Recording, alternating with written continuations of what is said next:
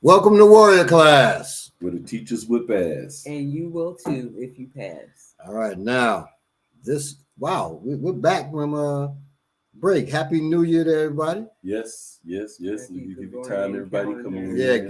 Banking calendar, right. New Year. Exactly. There you go. 2023, as it's called. Happy the white man's New Year. For all the deep people, we know New Year. New Year's not for you in the spring and March. We know. But for all intents purposes, Right. for the group think. Absolutely. Yes. Because there is a New Year's. I mean, this is Well, different cultures really different cultures have New Year at different times. So it's like really who's right. right. Chinese have it at a certain time. The Yoruba, they particularly those in Ifa, their New Year is in May or June. It actually changes. It's based on the harvest. So it's in May or June. So we don't know who's right. But either way, Happy New Year all those times. We know who always wrong though. It's the one. No, I'm just kidding. Because YouTube has new rules and regulations. If y'all don't know, so you will get your post demonetized for the wrong, language, the wrong attitude and behavior. I'm gonna deal with new rules and regulations in the news today. Oh, okay. Greetings, Eugene Mason. Yeah, greetings, Eugene Mason. Joe 345. 345, welcome, new member. Please take your time to share the broadcast. Let folks know Yes. we are talking. The conversation goes further than what the caption may have. You know what I'm saying? We always do. So you never know what you're going to be in store for this this episode. Before we get started, though, Bob, I know we got news. You know what? No, we're gonna get to the news first because the folks who was watching last episode, and maybe even the one before that, there's a resolution that we had and request from our not studio audience, but from our chat members and everybody watching. We're gonna check on you because I ain't forget. We're gonna wait till after the news, give you time to get situated. You know what I'm saying? And then we're gonna ask you that question that we're gonna be asking from here on out. Every show, y'all gonna have to show us something. All right. But anyway, let's All right. So in the news, big time, it's led to violence too. Kanye and no, not. Oh, okay. No, actually. So Dungeons and Dragons, WotC. Wow. Yeah. So WotC is Wizards of the Coast. They're owned by Hasbro, but so Hasbro owns WotC. WotC owns Dungeons and Dragons and Magic the Gathering card game. Okay. Magic the Gathering and Dungeons and Dragons, 5th edition, those two games make more money than all of the Hasbro games, the rest of them, Monopoly and all that combined. Wow. That's how popular it is, That's big. Well, WotC now is making really 6th edition, which they call in 1D&D. But they're also changing what's called the open gaming license. So the open gaming license let people. I never made any of my games based on it, but was planning to. And Milton, if you're watching this, the deal that we were going to do with the people, because some people want to make our Kikanga game into a 5th edition version, I would say no right now, because in the OGL originally, which is called 1.0A, you can make a game based off of their rules, and you couldn't, for free. Mm-hmm. And that license, you had that license forever and everything. Well, they're bringing out another version, 1D&D, which is going to be completely online, almost like a video game, but it's still analog, like the role-playing game we played on here. Right. But their new OGL, which is 1.1, they're trying to make the other OGL null and void. So if you made a game, because there's people making millions of them, you made a game from them, you can't no longer unless you get this new license. And the new license says if you make over $750,000, now that wouldn't affect me, but you got people making millions, and people make millions in Kickstarter. Right. Well, they're like, if you made $1 million in Kickstarter, still over $1 million, you got to give us 20%. or more, right? So people scared as shit, like, oh my God, because like it's this one group, Critical Role, they make a podcast, and their podcast get millions of views, and they've made certain game supplements for them, and they made the cartoon Vox Machina. So they get paid off. And so they get rich off of it, right? Well, they got to pay Piper coming up. So figuring out a way how to get that money. Violence doing towards role playing games, because some people call all role playing games Dungeons and Dragons. They don't know no better. One dude, Kenneth Haidt, he makes games. I think he may have done some contribution to Dungeons and Dragons, but he makes his own games. He's walking down the street. I think this morning, motherfucker rolled up and shot him. Whoa. It's a game, y'all. God damn. Now, y'all are gonna say, well, what was it? One of the producers of the game who shot him because they losing money and they just going off the rails, possibly, or just possibly an angry game player, because people take this. Dungeons and Dragons has done more like Monopoly. You say, okay, let's pull out Monopoly and play game night. Mm-hmm. Role-playing game, motherfuckers get so serious, man, that it's like a life to them. And Watchy has said, we don't want this to just be a game. This is a lifestyle brand. So they're making this your lifestyle. But it's in all things. There's people like that in football. There's people like that in hip-hop. Right.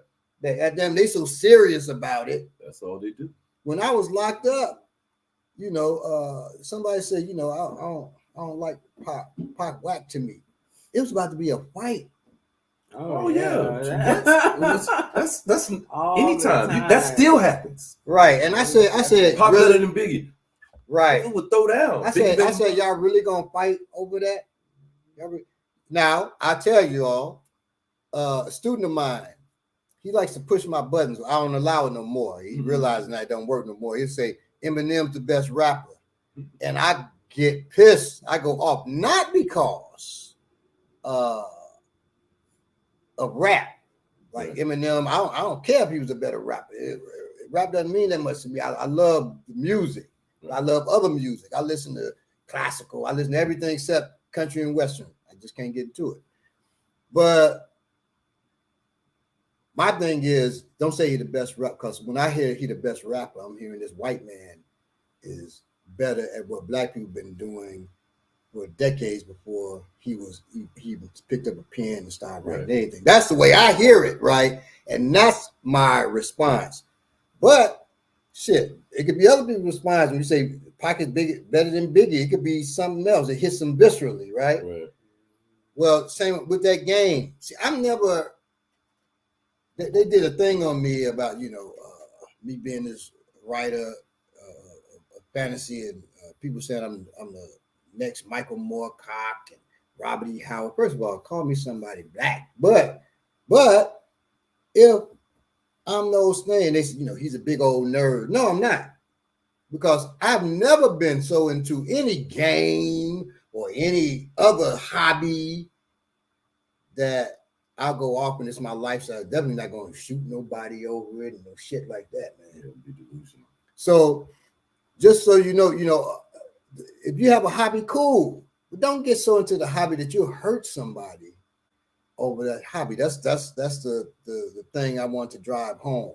It's music, movies, politics, whatever. Right. You know what I'm saying? Like, goddamn. Not because partisan politics. Now your politics might cause you to move on somebody. Right, and they cause you to get moved on too. Right. But yeah. Not just Democrat, Republican. Right. That's just come on, Trump, man. Yeah. And it's people not talking to family over Trump and God damn. So we get too much into those things. And by the way, the definition, when we talk about nerd, it's not just people who playing video games and stuff like that and got the broken glasses and shit. People who go to a football game and painting themselves the color of the team and shit, you're a nerd too. You're a football nerd. No, you're a fanatic. Right. That's what a nerd is. A nerd is a fanatic over something. It doesn't mean like and all academic nerds, if you want to use that, are not smart either. Believe me, I went to school with a bunch of them. They just nerdy. They geeks. Now they geeking when they had a chess club and they elitists. They get real elitists. I wrote an article on nerds. The nerd and the bully have the same profile, and the so-called nerd were pissed off. I said, well, you could be pissed. You're not gonna do nothing. Because I'm not gonna be bullied. That's the difference. So I handle you like I handle any other bully. You're not gonna do nothing. So, and they didn't. But when I was in high school, it was a chess club. They were so elitist. So you can't be in a chess club. I said, well, can I play with one of you guys? Mm-hmm. They realized though, I was trained by a girl who had a crush on me, who was the number 4 junior chess player in the world, who also went to our school. Right. And so she would play with me.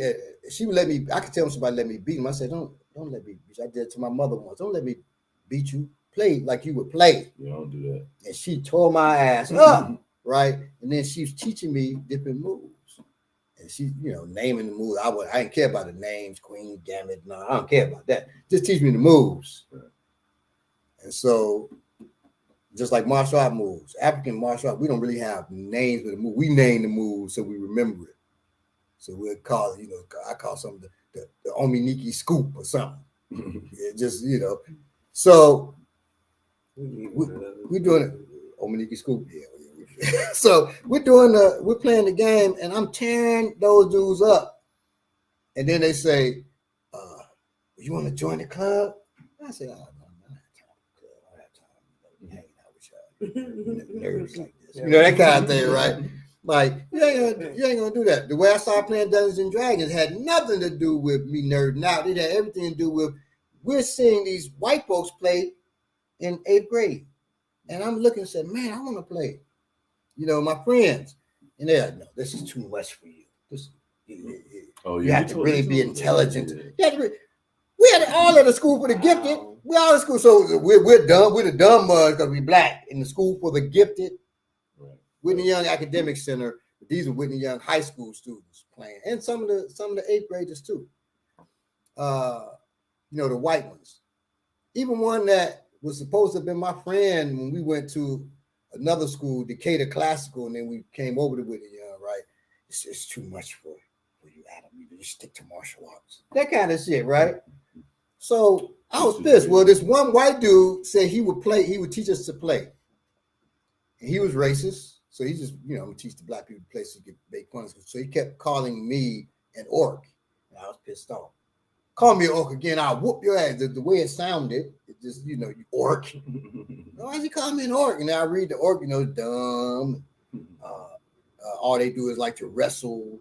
And so I said, I do like to wrestle, but they do it, But I said, man, they they're not in the education and the artistic things. They just, brute. So I said, man, call me an orc again, I'm gonna whoop your ass. So then I told my sisters about it. So they go, now that was basic Dungeons and Dragons. They don't know the difference. So they go and buy me the advanced books for Christmas, right? I opened it. I said, what's this? I opened the book. I said, oh, Advanced Dungeons and Dragons. And I cracked those books. I was determined. I memorized all of them. I could tell you the page and paragraph what was going on, right? And so people, they're big nerd. No. I'm doing this so I can tear these white folk up who wouldn't let us play. Mm-hmm. And so after a while, everybody wanted to I was what's called a dungeon master. You the referee, basically. Everybody. So I started doing the games written in Africa because it was so Eurocentric. So all of my campaigns happening in Africa. Everybody wanted to play, including the white folks. I would not let one white person play. To finally this one white dude, Thorpe Shanley, I let him play. Thorpe Shanley. Wow. Yeah. That's the right. Yes, whitest name ever. It was funny. Thorpe Shanley, because he came with respect. And he, talked to but he said, here's my number, call me, man, so we could talk, blah, blah, blah, blah. I realized how white thought, I called, his mother said, I don't mean the offense. Are you black? I said, yes, ma'am. She said, okay, you're not one of those Black Panthers, are you? I said, I said, no, I'm not, I go ma'am. to But school with your son. but I'm not. Yeah, I said, I go to school with your son. So she said, oh, I said, but the Black Panthers are great. And she said, no, they're a gang. And so I was like, okay, Thorpe will only be allowed in this game. I can't talk with Thorpe because he's grew up in that ignorance. Thorpe ignorant too. Bullshit. Thorpe just smart enough not to say no ignorant shit. Dealing the real said there's a chess documentary short produced by some brothers out of Chicago called Sideline. The history of chess from a Black point of view. Definitely worth checking out. I will, certainly. If you can find it. Sideline. And I was going to say about Chicago, more than just people like me, obviously. Chicago has this thing of this one brother who has a podcast. He said, why Black people don't play Dungeons and play role-playing games, not just Dungeons and Dragons, role-playing games. So I watched it. He's giving 4 reasons why. And I was like, I don't know where you're from, but where I'm from, our entire table was Black. And we had lines, people wanting to join in, Black folk wanting to play. We just had too many people. So I have 10, 20 people at a table, easy. And so he's like, because he said, finding Black people who play is like finding a unicorn. It's a brother, like a unicorn. He said, well, I guess I found a unicorn, right? And a bunch of Black, I'm from Chicago. Our table was Black, bunch of people coming in, right? Chicago was a different animal with that, but for whatever reason, probably because it's so racially segregated. At one point, I don't know if it still is, it was the most racially segregated city in the world. So we were dealing with each other, even if there's other white folks around or whatever, other people, we dealt with each other. Mexicans dealt with each other. Puerto Ricans dealt with each other. White Puerto Ricans, Black Puerto Ricans were dealing with Black folk. It was that's the way I think it was. I think it could be like that because, like you said, you got introduced to it because you saw some white folks playing. Right. And like in the South, like we don't see white folks. Right. Our school is Black school. It's only a few schools that's going to have white and Black people. You know what I'm saying? You're not going to see them doing anything like that. You know what I'm saying? Like if they was playing Dungeons and Dragons, they wouldn't even let us see it. Right. They were doing that at home. Right. So I remember hearing of the game, but never really. I've never to this day still seen Dungeons and Dragons. Wow. I've heard of it. I even understand it to a little bit, but I've never actually seen it and seen anyone actually play it. So I think that might be the reason for that too. Just make sure, y'all, whatever your hobby is, if you have a hobby, and I would say, it's good to get something to get into. Don't be so into it that goddamn you get into fights with people and comic book people arguing, and they would say that's part of their culture because we have the State of Black Science Fiction. I founded that group on Facebook, right? And we founded the group where we do panels and stuff like that. But the comic book folk would come in and they would be trying to argue and stuff. We don't allow that. We're for Black unity, which is one of the big things that we lack, and that's our power.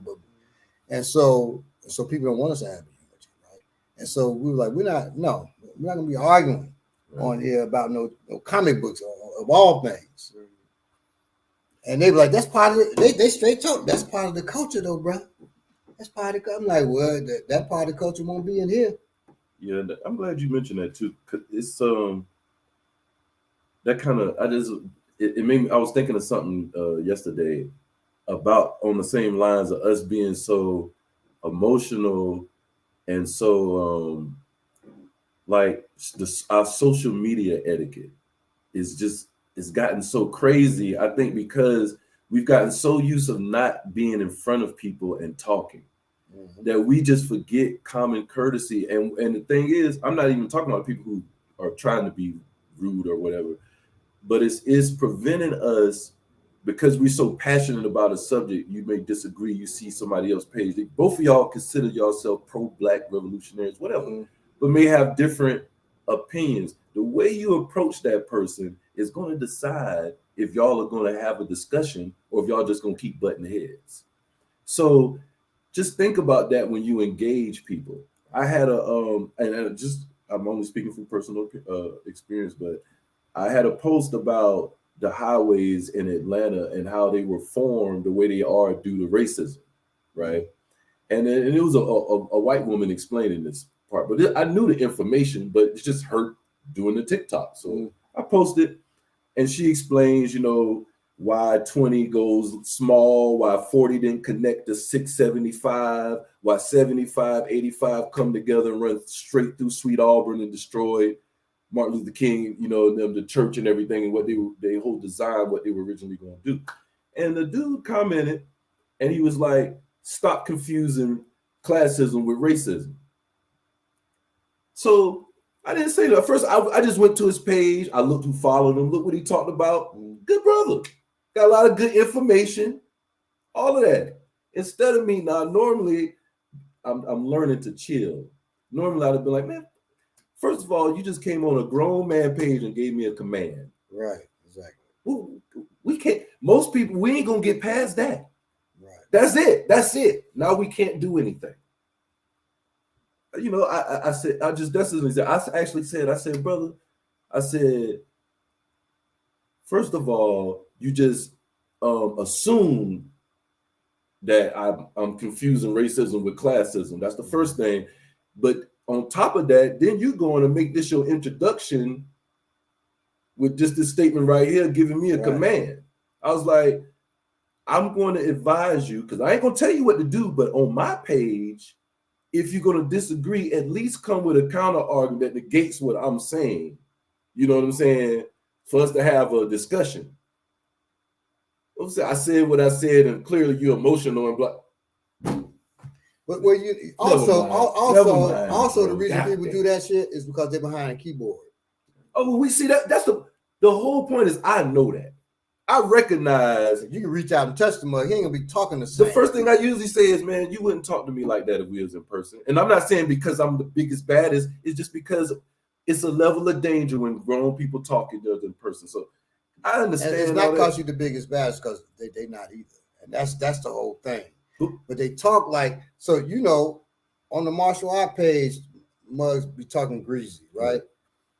Now, just so you know, on African martial arts Instagram, people come on there usually if we have a sister doing technique because they want to become like a teacher to a sister that's weak, thirsty, old punk, ain't getting none, old weak ass. So anyway, but so he want to do this to prove himself, or and people been doing that since they were little boys showing off with the girls and stuff like that. All they kind of do tricks on your bike in front of right, but dude.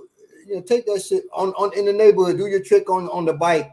Stay up out of here, because this here, we're real martial artists, right? And I'm old school.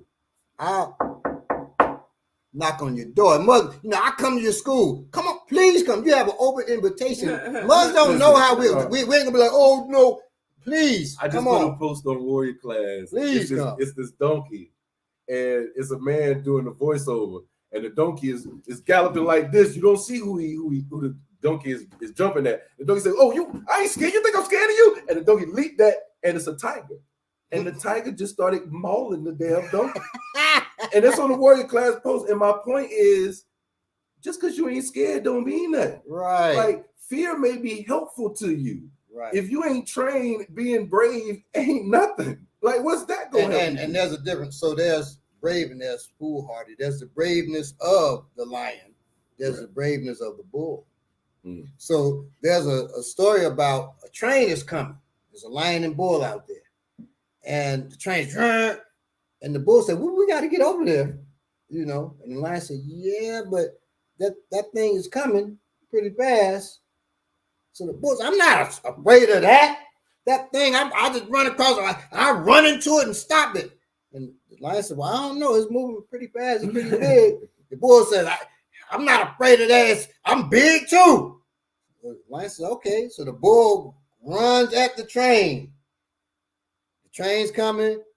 The train, and the lion said, "Well, that was some bull."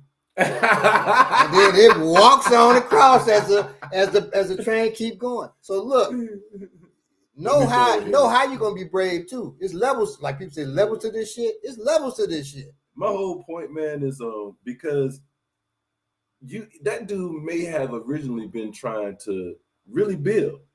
You know what I'm saying? But his ego wouldn't allow it to happen. He may not have been trying to just be a slick, smart. And I see it sometimes because I'm talking to people and they be like, oh, man, sometimes if you want to really build somebody, you got to kind of turn it down a little bit and try and stop being so. And how we deal with them.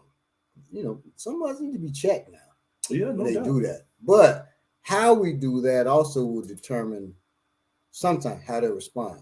Mm-hmm. I've had muds talk crazy, and I've dealt with them in an intelligent way and bringing facts. Okay. Yeah.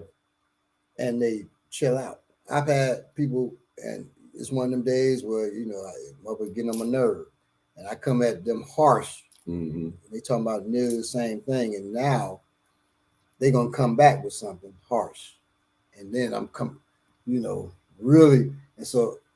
Now I've shut them down, but I also have an enemy. Right. So you really don't want that. But, you know, you have to walk. So we have to be the gun. We've been told that. You have to speak like the gun. You have to move like the gun. Okay. That means you shoot straight, telling the truth, be honest, be straight, true, and speak with thunder. Right? Don't shake. And Ogun blesses the bold and the swift, right? And so we'll prevail in that. But we get looked at crazy.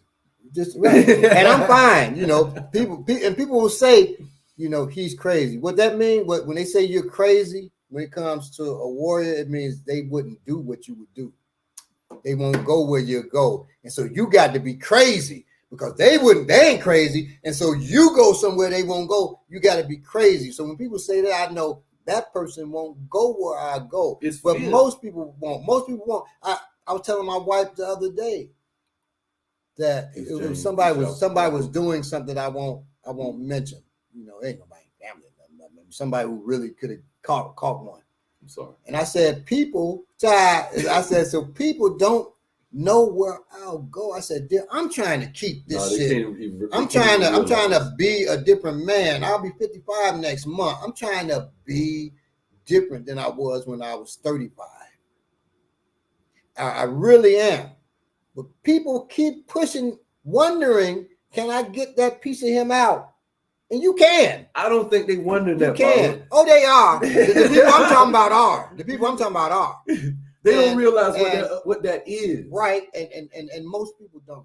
They don't realize. Y'all know me. Y'all don't know quite what that is. I will go to places that will make my own wife look at me differently, man. She'll still love me, but she'll look at me differently. I believe it. And I don't want that. I'm a different person, but I've done things for God and country, goddammit. I'll do it for myself and my family or even more. So I don't want to go there, but if people keep on, and if those people are watching, I'll come for you. And I don't want to. That's a message for folk that I know are probably watching this show. Yeah. Who and it ain't about me, it's about protecting my family, right? Because me, I wouldn't even say nothing to my family. I just go, like I said. Right. But so it's people out here, man, that they take all this stuff too serious. It's hobbyists in everything. Don't take it serious or enough, right? It's hobbyists in religion too. Yeah, definitely. Okay, definitely. Y'all can feel what I'm saying. So it's hobbyists in religion, and they're behind the keyboard too. They're behind the keyboard or behind a cauldron or whatever the hell. Boy, bubble, toil and trouble. And you don't want to bring trouble. You don't want to bubble, toil and trouble this shit out here, man. Because trouble will come for us all. There's an old dude that talks about a sleeping lion, and it says the lion is sleeping. Don't wake him up. Don't wake him up. If people can't get the simple message, man. You know, I gotta say this. I'm sorry. Go ahead, I'm done. Mason just asked, "Is there warrior class merch available on the BPM?" Come Now, soon, been thinking about that. Yeah, Coming been thinking soon. about Absolutely. that because the lamb T-shirt. coming soon. Coming soon. We We got some things to talk about after the show. we got the T-shirt with the 90-year-old woman kicking the dude in the nuts, saying, "I don't do karate," and she hit him in the nut. We got it. So we got different got some stuff for you. stuff coming for you. What was about to say? I don't know. You're saying they trying to pull Baba back in. Exactly. I'm getting out. I get out, and they keep pulling me back in. No, we don't want Baba to go back in. We want Baba to stay out. We don't. So, but what we need for okay, we're gonna get back to the news. Peace, 40J Blaze. Peace, Yapa Yapa. Exactly. James, Peace, everybody. We glad y'all in there. And yeah, man. New Year's or your resolutions for this year. We all gonna go over to what we have for the show and what we have if we got time. Yeah, let's hit them with. We'll hit that So it's just a simple question because we're about to get into it, right? If you have your knives. Oh yeah. We can't see you. Yeah. So remember, you're supposed to have, or if not a knife, some tool. Where's your tools at? They should be on you. Your right tools should now. be on you, or on your desk, or sitting right beside you. So if you have your tool, I'll show you one. Right? go ahead and you got your shark. You got your shark on you. What you got on you? Go ahead and let us know. Let us know you ain't gotta let us know what you got, but let us know you got something. Let us know you got something. Let us know you got something. Let us know you got something. Have some on you. And then we'll get to one being none later. But have some. Oh, I got something else on me, but I'm not gonna put it on keep it. Right. All right. So make sure you right now. We ain't gonna do K check on you, but make sure you're right. So look, I want to hit this news real quick. This is very, very important. Wake Up Wealthy says facts, and we know Wake Up Wealthy has a tool on him right now. Multiple tools. Right, because Wake Up Wealthy also is instructor with us. Yes, sir. We gotta have him on the show. Yes, he's been on the show before. Oh yeah, he's been on the show before. Please Wake Up Wealthy. I don't know who you are. You do know who Wake Up Wealthy is. I know who you are. Wait. So so in the headlines, I thought this was just another story to give us an example. We shouldn't need any, but clearly we still do because there's still stories like this. Mom's positive view of police leads to cops brutalizing her autistic son. Oh yeah. Let's get into it. Okay, so right here we have, let me move this out here. What we have is a mom that signed up for tennis lessons where cops volunteer. And so she was just saying, this is her quote, "I wanted him to have a positive view of police officers and not all the negative he sees on TV." This is what Sheila Jackson said. Sheila Jackson said, she was like, I heard her actual words. She's like, my brother, his uncle is a police officer. So I didn't want him to think police officers bad. See, that's the conflict that we have. Right. We gotta accept what that is. She said it's natural to want to protect our children and shape their views of the world around them. For Jackson, whose uncle was a police officer, this means hoping to give her son a positive view of police officers, despite what she describes as the negativity she sees on TV. The view was shattered when her son was handcuffed and given a TBI concussion by police officers at an after-school tennis program at Virginia Commonwealth University in Richmond. Okay, so I'm going to keep reading a little bit. She said basically she went to go pick him up. She signed him up for this thing where the police officers volunteering, supposed to be teaching tennis lessons. She left. Yeah, she go to pick him up. He's on the ground being cuffed. She paid for the police report. It don't have anything on it. It's blank. Like they are playing with you when they do that right there. We can't help but wonder if the news coverage of police brutality is the negativity that Jackson wanted to combat. Unfortunately, her naivety in this matter and her willingness to disregard the course of the choir of voices from our community described our lived experiences and the dangers of the police led to this. She exposed her son to the cops we've been saying are dangerous and the injuries and they injured and traumatized him. Despite the racist stereotypes, as a people, we aren't just complainers. This is just a page talking about it. This isn't her word, so I'm gonna just stop there. But we have to realize, man, that the police are not our friends. I have family members that are police officers. It's funny. I always think of the joke. The dude's talking about this dude is working me is like my brother, police officers. He's like at Thanksgiving, he'd be like, I'm reaching for the mashed potatoes. He's like, he don't like that shit. When I do that shit, he don't like it. He's like, you the police? What the fuck? You the police, my nigga? I gotta treat you like that. It's funny, but it's truth in that. Like the people that I know that are police officers, they family. Hey, what's up? Whatever. If I don't be liking their pictures on Facebook, when I see them if I saw them walking down the street in their police clothes, I ain't fucking with them. Well, I'm gonna tell you, their police buddy, I ain't fucking with them. We had a officer join the class, and we didn't know he's police. Oh yeah. Well, he was a jailer, still police. Working what do you call him? Working in the prison. So he said, correctional officer, yeah. So he says to me, well, he's been training, but student Jamazo, she's like 4'11", she claimed to be 5'1". We know she 4'11". She was choking him out. She was sparring. He always, she choked him out once. They were sparring. Then he wanted to spar with her all the time just because his ego, and she would keep on just choking him out. And that was her thing, just get the person back. And she would catch him real negative. She keep choking him out. So, that was the laughing thing. We would just laugh about it. Like, okay, well, he'll be going to sleep again. All right, get the pillows ready, that kind of stuff, right? And she's putting them. So he comes early to help me. We're setting up the mats. I would go in early, set up the mats. We're setting up the mats. And he said, I can't wait to go back to work. I've been off. I don't know why he was off. It didn't get that far. He said, I've been off for 3 months. I can't wait to get back to work. I said, okay, cool. What you doing? No, he said, I didn't ask that till he says, so I can use this on these knuckleheads. I said, use martial technique. He said, yeah, I can't wait to get back. I said, well, what kind of job, you do? I'm getting the feeling, right?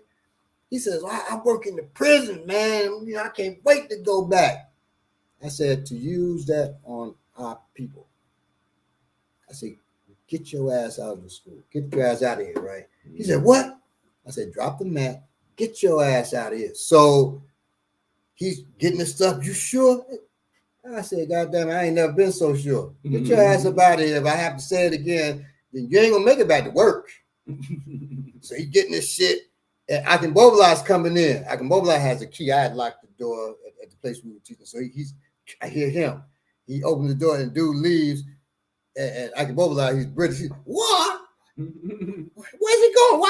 Why is he walking out? He looks upset. What happened? I said, I'll be watching. He's doing a very good interpretation of it. He's Akinbobola sounds like a person from Peaky Blinders. So he said, I said, Akinbobola, he's police. He said, what? I'm the fucking Peaky Blinders. I said, you Peaky Blinders? I said, damn, I ain't know that, Akinbobola. I'm sorry, yeah, bro. Oh, so, my goodness. That's Arthur. Yeah, exactly. The fucking Peaky Blinders. You sound just like him too. That's crazy. I'm sorry. I didn't want to even plug that show. If you've ever watched Peaky Blinders, you know who Arthur is. But and I can do all of them. I can do Tommy, but I want I'll say that for a later time. But for real, no. But yeah, I put him out. So policeman. no, hell no. That's dangerous. And then you're telling me you're gonna abuse people? My homeboy called me 2 days ago. Block's brother, right? Mm-hmm. So he don't know me as well as Block do, but he's Block older brother. But he here now. We all from the same neighborhood. He called me. He's like, "Hey man, I got this dude looking for a spot. If y'all don't know, I rent spaces sometimes when so he's like, you got a space for him or whatever." He's like, "Yeah, he worked with me. He got 2 jobs. He's like, he worked with me at the airport. I was like, okay, let me see. But he's like, yeah, he got 2 jobs. He worked with me too at the jail. I said, let me call you right back, Arnie. I called Block. I said, Block, why is your brother trying to make me have somebody to stay around me that's the police? He said, man, Arnie done forgot who he is, man. Don't say that to him. I'll tell him. Like, bro, no. You're right. I don't care no. And listen, if there's any police officers out there, I'm going to put this out there. Look, I'm not, hey, do what you do, brother. I'm not, I just can't fuck with you. You know what I'm saying? Now, okay, I got a question for y'all. And for you all too. You're involved with somebody, you fall in love. Y'all get married. Oh, y'all have children, and you find out later your spouse, they tell you, you know, in a moment of love, you know, I have to let you know that, you know, I've never, you know, spied on you, but I'm undercover police. What would you do? Let me speak to the camera because this is hypothetical. It's hypothetical. And at one time, I got to say this, and Barbara's a witness. My mama even out there is witness. One time I was involved with a woman that came out of nowhere, and some say that she may have been them folks. So this is what I will say. If you come into my life and let us get to the point where we are married, about to be married, or even close to marriage, and then you tell me you uncovered anything, if there's a way I can take you off of this planet without getting in trouble, I'm gonna do something to you. And this is all hypothetical, so I can say this with all confidence. Right, hypothetically. I'm gonna do something to you. That's all I'm gonna say.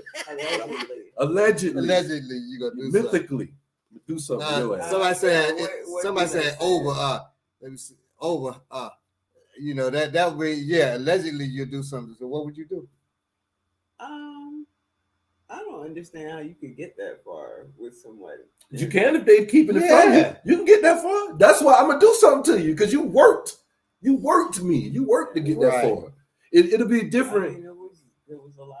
Yeah. Right. It's deception. Right. If you told me I used to be, okay, then I can just leave you. Right. Because you lied, you know, you killed something. I understand. You lied. Hey, you knew I was gonna leave you. It's okay. I'm still gonna leave you, but we okay. But you actively, right? Yeah. And some of y'all out there, I believe in some agents. We know some out there. Look here, all you female agents, you better be real good or be real careful out there. I'm trying to tell you, I ain't like don't date me. Now I'm gonna tell you. I was part of a certain organization. We and in that organization, we have the intelligence branch in that organization that I used to be part of. Okay. And if you watch my interview with Jared, you know what organization, you could probably guess what it was anyway. But we caught this dude who was an agent. And he's talking about, and you know, that was rare. People call post agents within Black organizations all the time. It's rare that most ain't, because we can do enough damage to ourselves, right? Because of our lack of unity and ego. But this person was bona fide that, and after talking with him, for a little while, he admits, and he said, I said, what about your family, man? You got a wife and children? Do they know? He said, that's my cover wife and children. I got he married to them and got children that actually came out of her womb that were produced by him. He said, that's my cover wife and children. My real wife and children, someplace else. That means he'll sacrifice them. At that point, I knew we were dealing with a straight up monster. Right. It's a different animal. Right. Because I'm like, damn, human beings think. I was in my 20s at the time. I'm like, people think like this? I thought I knew cats. I ain't know cats. It's much like that. Like, Bob, it's levels. Right. It's levels of criminal, of evil, of everything. There's levels. And I always think about that too when I think about different Black and white. I ain't gonna lie to you. We ain't got the mindset they got. These are Black folks. I know. I'm just saying, there's levels. There's levels. Right. So we used to think. So we were watching the news, and if y'all, in your 40s, maybe your 30s, y'all can bear me witness on this. You watch news, it'd be some heinous crime. You say, "Well, that was a white person. It had to be a white You person." can't do it no more, man. No, you can't do it. Suicide used to be like that. Right. Suicide. Now you wait to see what they say. You be hoping, you be like, right. I hope that wasn't some of the facts. Serial killers used to be like, used to always know serial killer. Like, it's a given. One of the most, like, a woman, you be like, what? One of the most prolific serial killers. So I do studies on serial killers. They're mostly Pisces. Yes, that's true. No Libras at all. And Virgos. Right. Virgos and Pisces are the biggest number of serial killers. That's true. Now, that being said, I don't know why you said that. I don't know what that means. But I used to study serial killers, right? I was fascinated by them when I was in my teens. I didn't want to be a serial killer. I was fascinated by them because I wanted to outsmart them. That really, when I went to the military, originally, that's what I wanted to do. I wanted to catch serial killers. So I found out it was the FBI that did. I wasn't going FBI. I just knew FBI was bad for us. Even as a child, I knew FBI was bad. Damn. So I wouldn't join the FBI. But I really wanted to hunt down serial killers because the movies make them like they're smart. And the truth is most serial killers actually have average to low intelligence. They're not those super geniuses they make them in movies. And the reason they don't get caught is because what we can all do and not get caught, they're bold enough not to get caught. So that's what I was about to say. Thing about a criminal, they're either smart with no heart, or they bold and brave with not that much sense. Right, exactly. And it takes the two of them together to mastermind. Right, that's when it's a mastermind. It's more than one person when it's a mastermind. It ain't just one person. If it's one person, it's usually so. When in studying, why am I talking about studying serial killers? You like serial killers? No, it was a reason behind it. You wanted to hunt serial killers. Well, because I was going to talk about serial killers. I can't. Anyway, obviously don't need to be said because I can't remember. The Libra, Pisces. No, it wasn't. He brought that up. No. Oh, right. I can't remember what it was about him, but I was just saying something about serial killers. It was something. When we talk about the new serial killers, we believed originally serial killers were. Oh, right. And I was going to say the most prolific serial killer is actually a Korean, the most, and the second most is black. This dude was so cold. We talk about bold. Now he had average intelligence, but he was bold. He killed this woman. He would choke them with their stockings. That's the guy with the van. No, he didn't have no. Okay. He choked this one woman in this house. People heard her scream before he choked her. Normally he would get them when we go screaming, but because he would kill older women, and so they were slower than him. He would just hit them powerfully, choke them out. But she's screaming.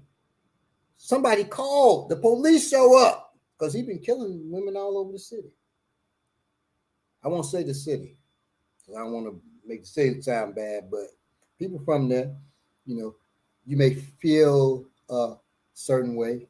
And that the city's clue in there. So anyway, they go in and they go into the house. They find her. While they're in the house, he goes to the house next door and kills that woman. Oh, he cold blood. And then comes out and people were like, it was a dude, so-and-so black dude. He was watching, the whole time. And people were like, well, you were watching the crowd. You saw him. Mm-hmm. So that doesn't mean anything. He's a black man because of the neighborhood where he was at, right? Killing old white women. Well, when they caught him, they finally realized it was him that was standing there. Wow. Out there. He killed so many, choking them out. I mean, he was cold where he killed right there. Police right there. They all over the street. He goes next door, kills that woman, comes out the back and comes around to the front and watching the investigation. Those are the two types of kills you're going to run into. Right. The one that's just going to shoot you and just walk outside like ain't nothing happened. The other kind know how to clean up everything and make all the only two. And he didn't clean up. He was just a bold. Yeah, just ain't afraid to do stuff. And it probably turned them on like that. I remember one time shoplifting. I'm not proud of it. I was shoplifting books. My mother said, what the hell? No, my father, he said, you are a shoplifter of books. Mug stealing jewelry, you stealing books. I said, yeah. He said, what, were you selling the books? No, to read them. So he said, dude, you leave that alone. Leave thieving alone. You know, it's bad enough. You know, it wasn't like they were encouraging me. Like, dude, you're stealing to read. Come on, bro. But I need those books, and I couldn't afford them, right? And my mother and father like, you could have asked us for the money.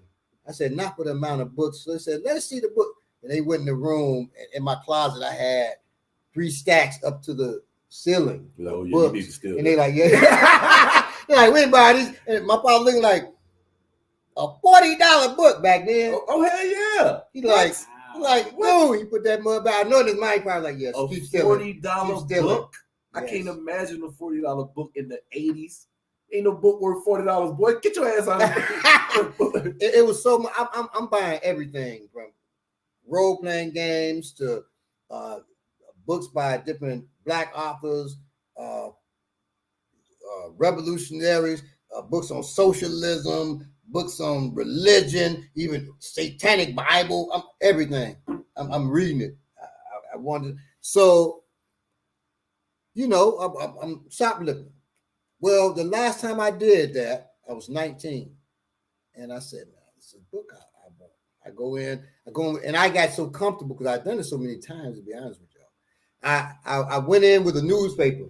I walked up to the book that I want, put it in the newspaper, just like this, and walked out.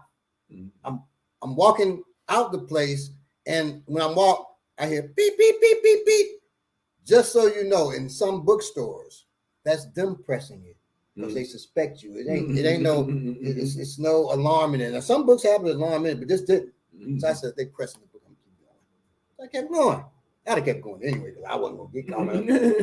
And I walked out, and as soon as I hit the door, calling me, boom! And I hear, I said, oh, it's a woman and she's wearing goddamn heels or work shoes? Ain't no way. Yeah, right? I tore that ass up. So then I'm hearing, I said, oh, it's a dude. And I said, I'm gonna fuck him up. So I go in the alley and I'm waiting to whoop his ass. Nobody comes, right? I said, oh, he know not to come to this alley. He probably think I'm gonna do something to him, right? So then I come out the alley. I don't see nobody. I only see the police at the corner. He's working, traffic. So I walk up to him. So I know how serial killers get. I walk up to him because this is adrenaline now. I say, officer, can you tell me where Jackson Street is? I know, I'm from Chicago. I know where Jackson Street is. I got off with Jackson to go to the store, right? You just bold. Can you tell me where Jackson Street? I got the book in my hand like this. He said, yeah, so-and-so, so-and-so, so-and-so. I said, oh, thank you, officer. And I see somebody looking. And I look at him smiling. And I'm standing with the officers, I'm like, they can come down here. And in my mind, I'm thinking, I'm going to knock this officer out. I'm going to knock you out. I'm not going to knock out the woman. I'm just going to kiss her on the cheek, keep running. Yeah. So I was gone. So, and that's why I stopped doing it because I said, I analyzed myself after that. So as I'm walking, I walk past them. They walk off and they walk around. I guess to catch me, they probably think I'm going to Jackson. And I walk past them and I look, and the look on my face, the dude tells, it was 2 white folks, a white woman, no, it's a black woman and a white man. He says, keep walking. He's like, this dude crazy. And I wasn't gonna say it, but the white man, listen, all of us say, because everybody got a little bit of something in there. Well, I was 19 then, so I was crazy. And you in an environment that fostered. I don't say crazy. I was just gone, dude. Right.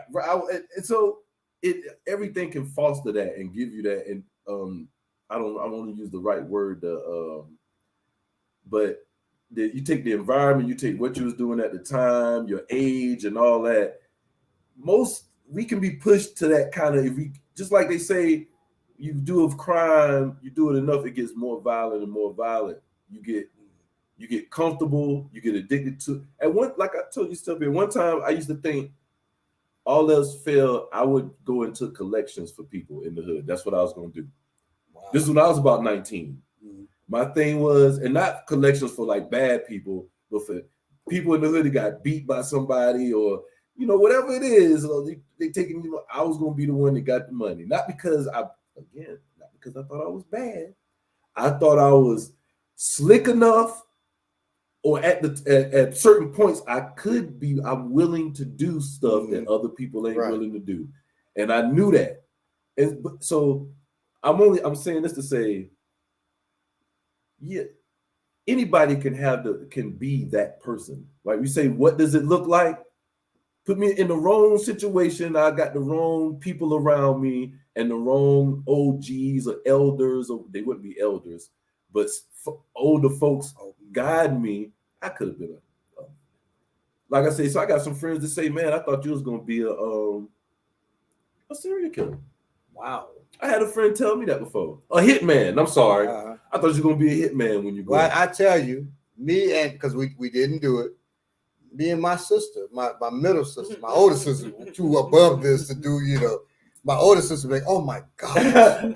But she's the scary one though. But oh my God, you would do. She's a pastor, but she's a person where Mug's talking jive to her in Chicago. Now she got a big church, right?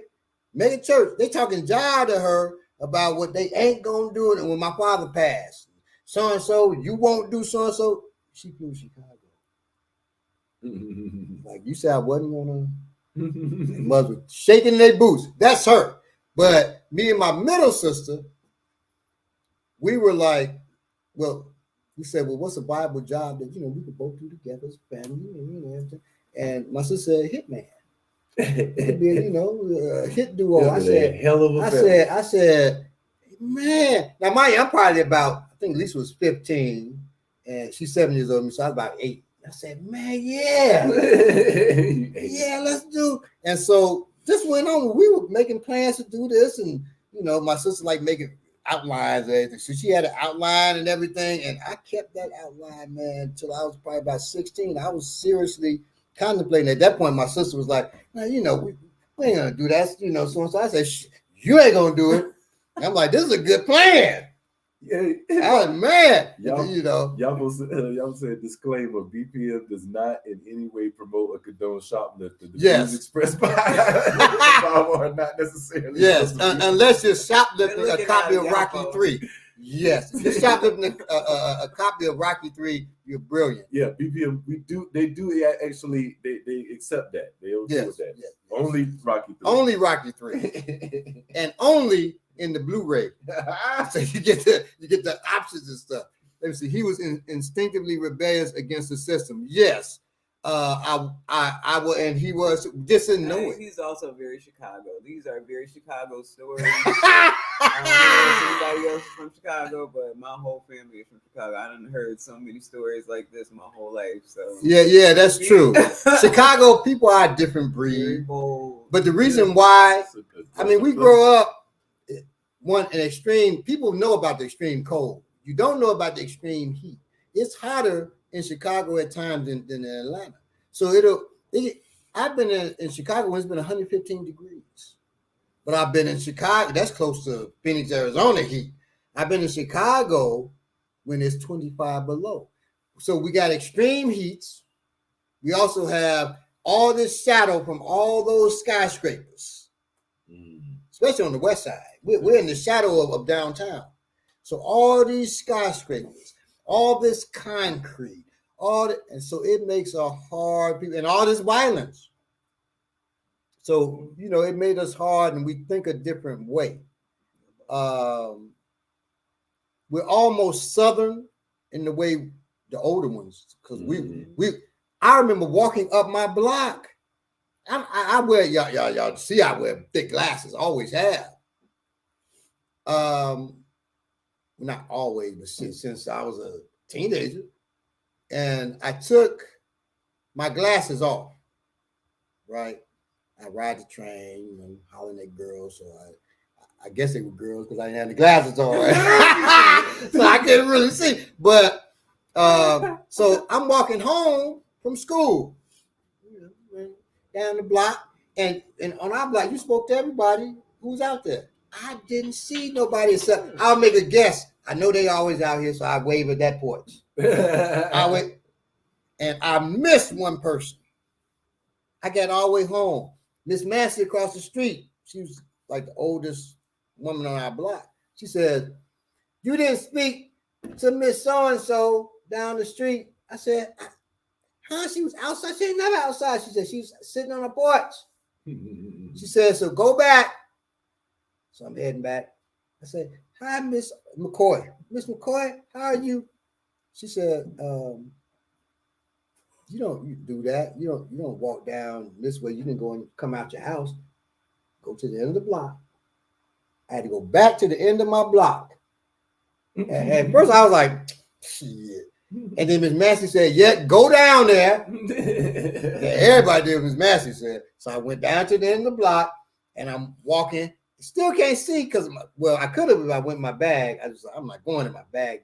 So now now every house. I don't know if nobody on there or not. Hey, looking crazy as hell. That's the old school way. And so shit, back in them days, man, so our neighborhood, it was like that raising you up. We had good neighborhoods, but even then it was just hard as hell. I think there's some contrast between like hard, it's not the same and it's not different, but like hard, like not maybe this era, but back in your era, the way you may have grew up, where it's being hard, but it's still a community, but a roughness to it. I think there's like the same as like certain pockets in the South, where it's a hard country like living, where you have to kind of, kids have big chores early. Mm-hmm. You know what I'm saying? They have things they have to do like adults almost at an early age, with like farm type life. You know what I'm saying? You grew up really hard and rough, where I always think about how when I got my cousins up north, they never fought each other. Like wrestle how we wrestle. Like they didn't do that. We did, yeah. Yeah, like, but in Chicago they do. But like in New York, it's I'll say like Philly and DC. Everything was like fair type thing. They be fighting. Why they fight like the 1800s? No, I mean, it'd be funny because we never fought. Block was witness. Block know what I'm talking about. We fight dudes. DC, we in DC. We fight some dudes. We do. Everybody's around us. We the young people that don't have we the visitors. So yeah. So it's like, all right, you knock them down. Now let them get up. What? Let them get up. It's like I'm getting off, but I'm just saying it's funny because like it's just I just see some type of parallel with the hardness of some people in the South and how they grew up. And Chicago's thing is the size. So when I went to Howard, it was a dude bragging on DC gangs. Because they called the Gangster Chronicles. It was a gang called the Gangster Chronicles. And the dude he said, "Man, Gangster Chronicles is hard and huge, man. They got 250 members." I said, 250? I said, "It's 250 vice lords on my block." What are you talking about? I said, "Our gang," now this back then, they're bigger now. I said, "Our gang is 14,000 vice lords and 16,000 gangster disciples." I said, "That's not counting the Latin Kings and Blackstones, El Rookin. It wasn't counting them." I said, "Cobra Stones." I said, "So what 250? And they're like, "Man, ain't no gang, no 14,000. They thought it was a lie. They couldn't fathom that. And that's nothing what it is now, probably. Well in the height, the 80s and 90s. Right. Easily probably have 50,000 members in each one. So it's all relative too. What's hard and what's not. And these things affect you. So for me, everybody I know from Chicago knew a gangbanger. Had gangbangers in my family. My family was some of the leaders of the gangs, right? In our family, we knew you either were a gangster or you were an educator. We didn't have no betweens. And there was no. So it's professors. We got professors, teachers, martial art teachers. We got different type. Or this on my mother's side, right? Or you have now my father's side did a bunch of athletes, professional athletes, coaches, and shit like that. On my mother's side, you got gangsters, you got teachers, but we all loved each other, right? But that's what you got, right? So because it was family, and my friends, a friend of mine, I can see him today, and we're dapping each other up, and he would just make me throw up the five. So it's like this, right?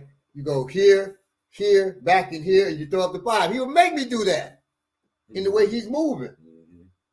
And then he would, and then he would go like, well, he made it up. And since my family's a gang, it was some kind of way. I can't remember how to do it now. Well, we make a pyramid too.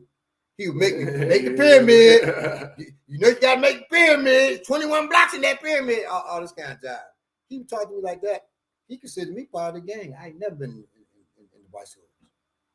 But you in, right? But should you really in? You can't really escape it because everybody considered you there. I couldn't go to another neighborhood and not be considered that if they knew where I was from. That's why. Yeah, that's one thing in the South we didn't experience. And we had to think of our hat. So my hat is to the right now. If I went home where I'm from, I turn this logo to the left because that's Vice Lords. You better not have that shit to the right. And if you're in the Gangs Disciple neighborhood, it better not be to the left. It better be to the right. The first gang member I ever seen was my nephew. He was an OG. By the time I knew he was he was only like 18. He was like an OG or 20 years old. He was like an OG. Wow. Yeah, first time I'd never seen a gang. We had our little fake gangs, you know what I'm saying, but not real gangs. Right. So it's all relative. But I always tell people it's people that kill you anyway. Yeah, don't get too big for the britches now. Exactly. Yeah. Anyway, getting into our episode now, we an hour later getting into our episode. Right. We're dealing with I hadn't said the thing, but striking first. Right. Striking first and knocking them out. Mama said and Daddy said, knock you out. Right. How to hit hard, hit first, hit hard. But is it ethical, or are ethics even important in your protection? Is it ethical to hit first? I used to think not, but right. So a lot of arts teach us not. We'll deal with that now, but a lot of arts teach us to wait. They teach us to be defensive.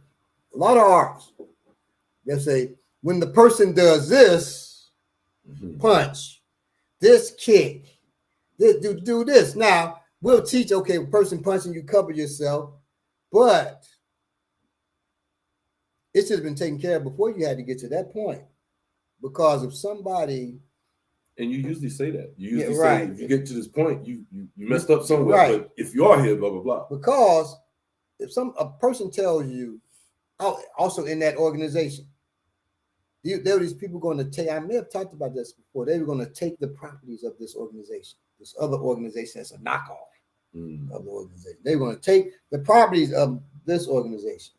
They said they were coming on Monday. They said they're coming Tuesday, they're taking the property. The 6 people meeting, we're going to do this and this, and they're not going to, and we're going to. And so it came my time to speak. I said, well, I'm just wondering, they said they're going to take it on Tuesday. Why aren't we moving on them now? It was Monday. Why aren't we moving on them now? They say they coming tomorrow. We waiting till tomorrow till they come. People don't think like that. They made us a promise. So now let's make them a promise. You F with us. We're going to answer you in kind. But before, we're time travelers, goddammit. We're going back in time. You wanted to do this today. You wanted one way. It's the other way. It's the other way. So when I said, people were like, huh? They haven't moved yet. What? They did move. If somebody tells you, man, I'm about to beat your motherfucking ass. And you wait for them to start beating your ass. Action is faster than reaction. So you wait for them, they're faster than you. So the chances of them beating your ass is greater. That's the trick of bullies. Give me that quarter, I'm gonna knock you out. First of all, he gave you a condition. Give me that quarter or I'm gonna knock you out.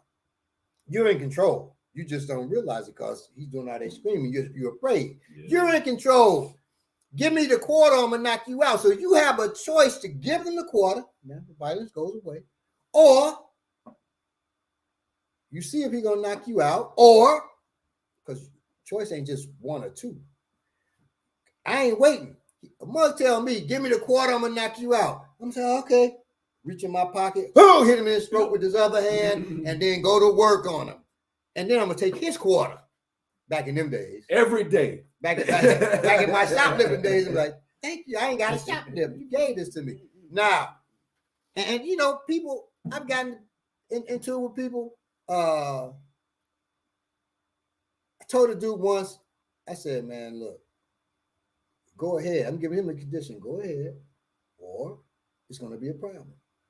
He said, I know you done whoop plenty ass. I ain't taking no ass whooping. I said, you ain't got to take it. I'm going to give it to you. What? Boom! And I get it. He shouldn't have said what. He should have came at me.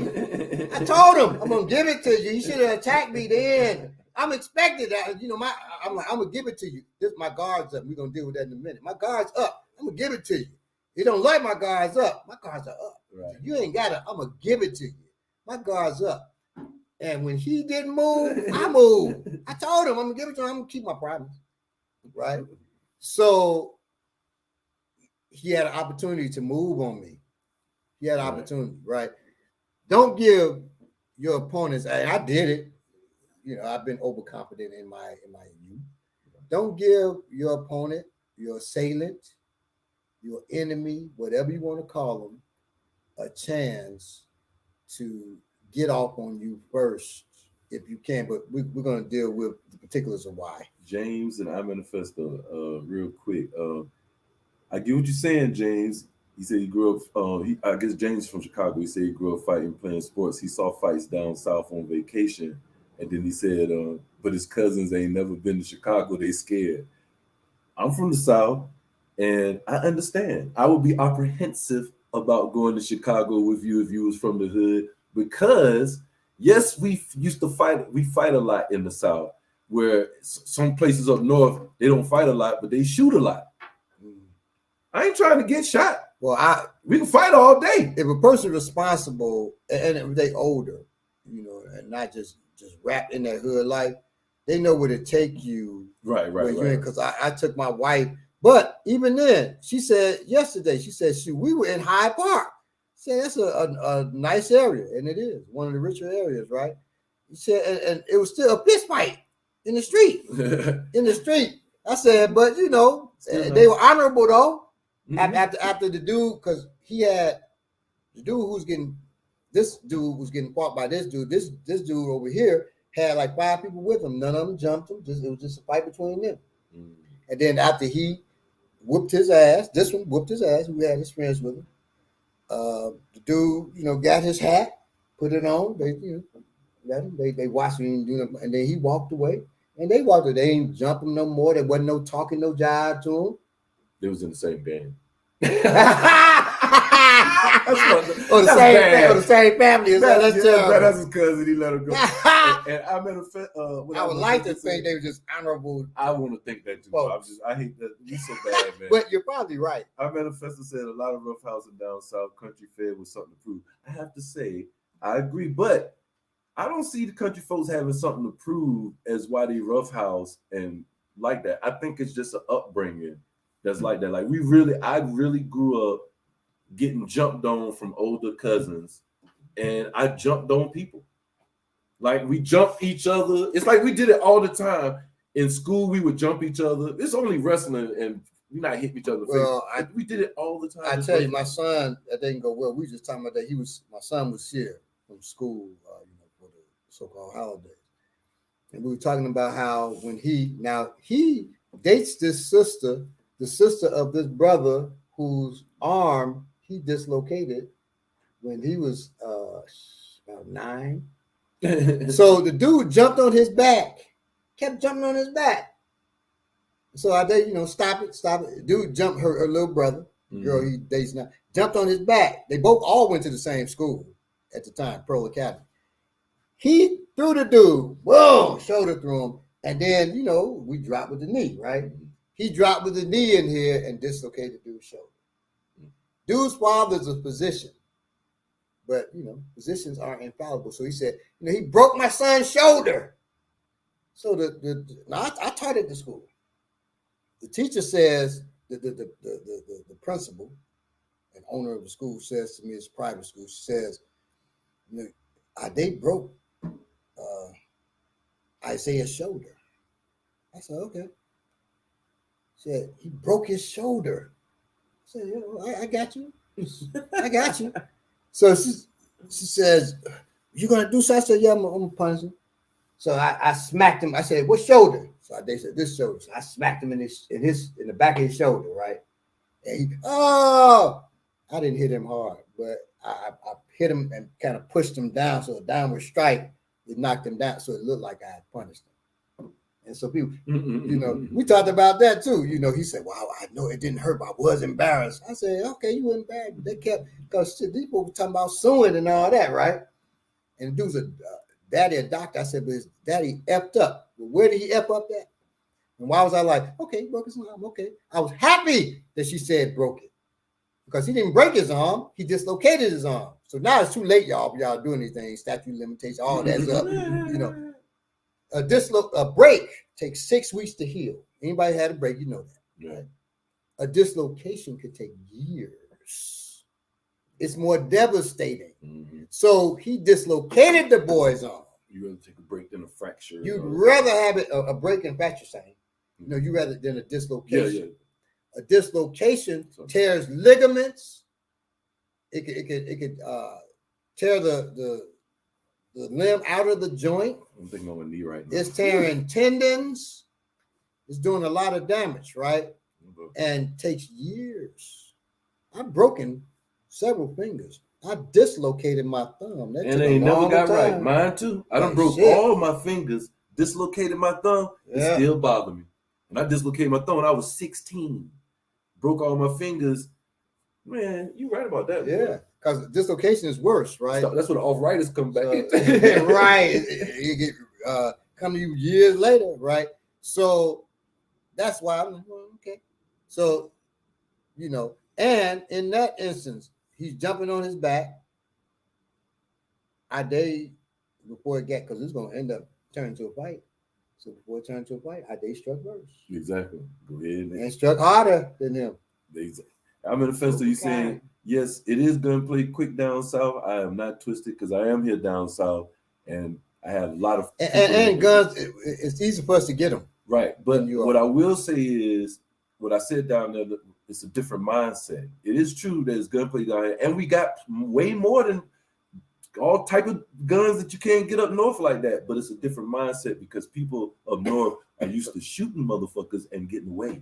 Yes. They used to being able to shoot you and walk right around the corner, and nobody fight. That's not the mindset here. That's not the reality here either.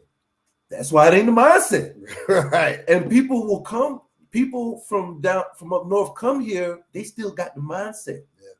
They're gonna pop you and walk around the corner. We think more about it because we know you don't get away like that. We'll come down here from Chicago and we'll pop your ass quick and go right back.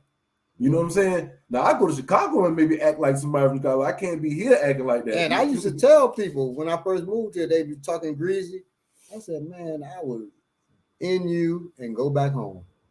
Because that was that when Muzz first get here, that's their mind. I used to tell folks that, like, yo, you don't even know you can't even find me if I do something to you. Why are you talking to me like this? Right.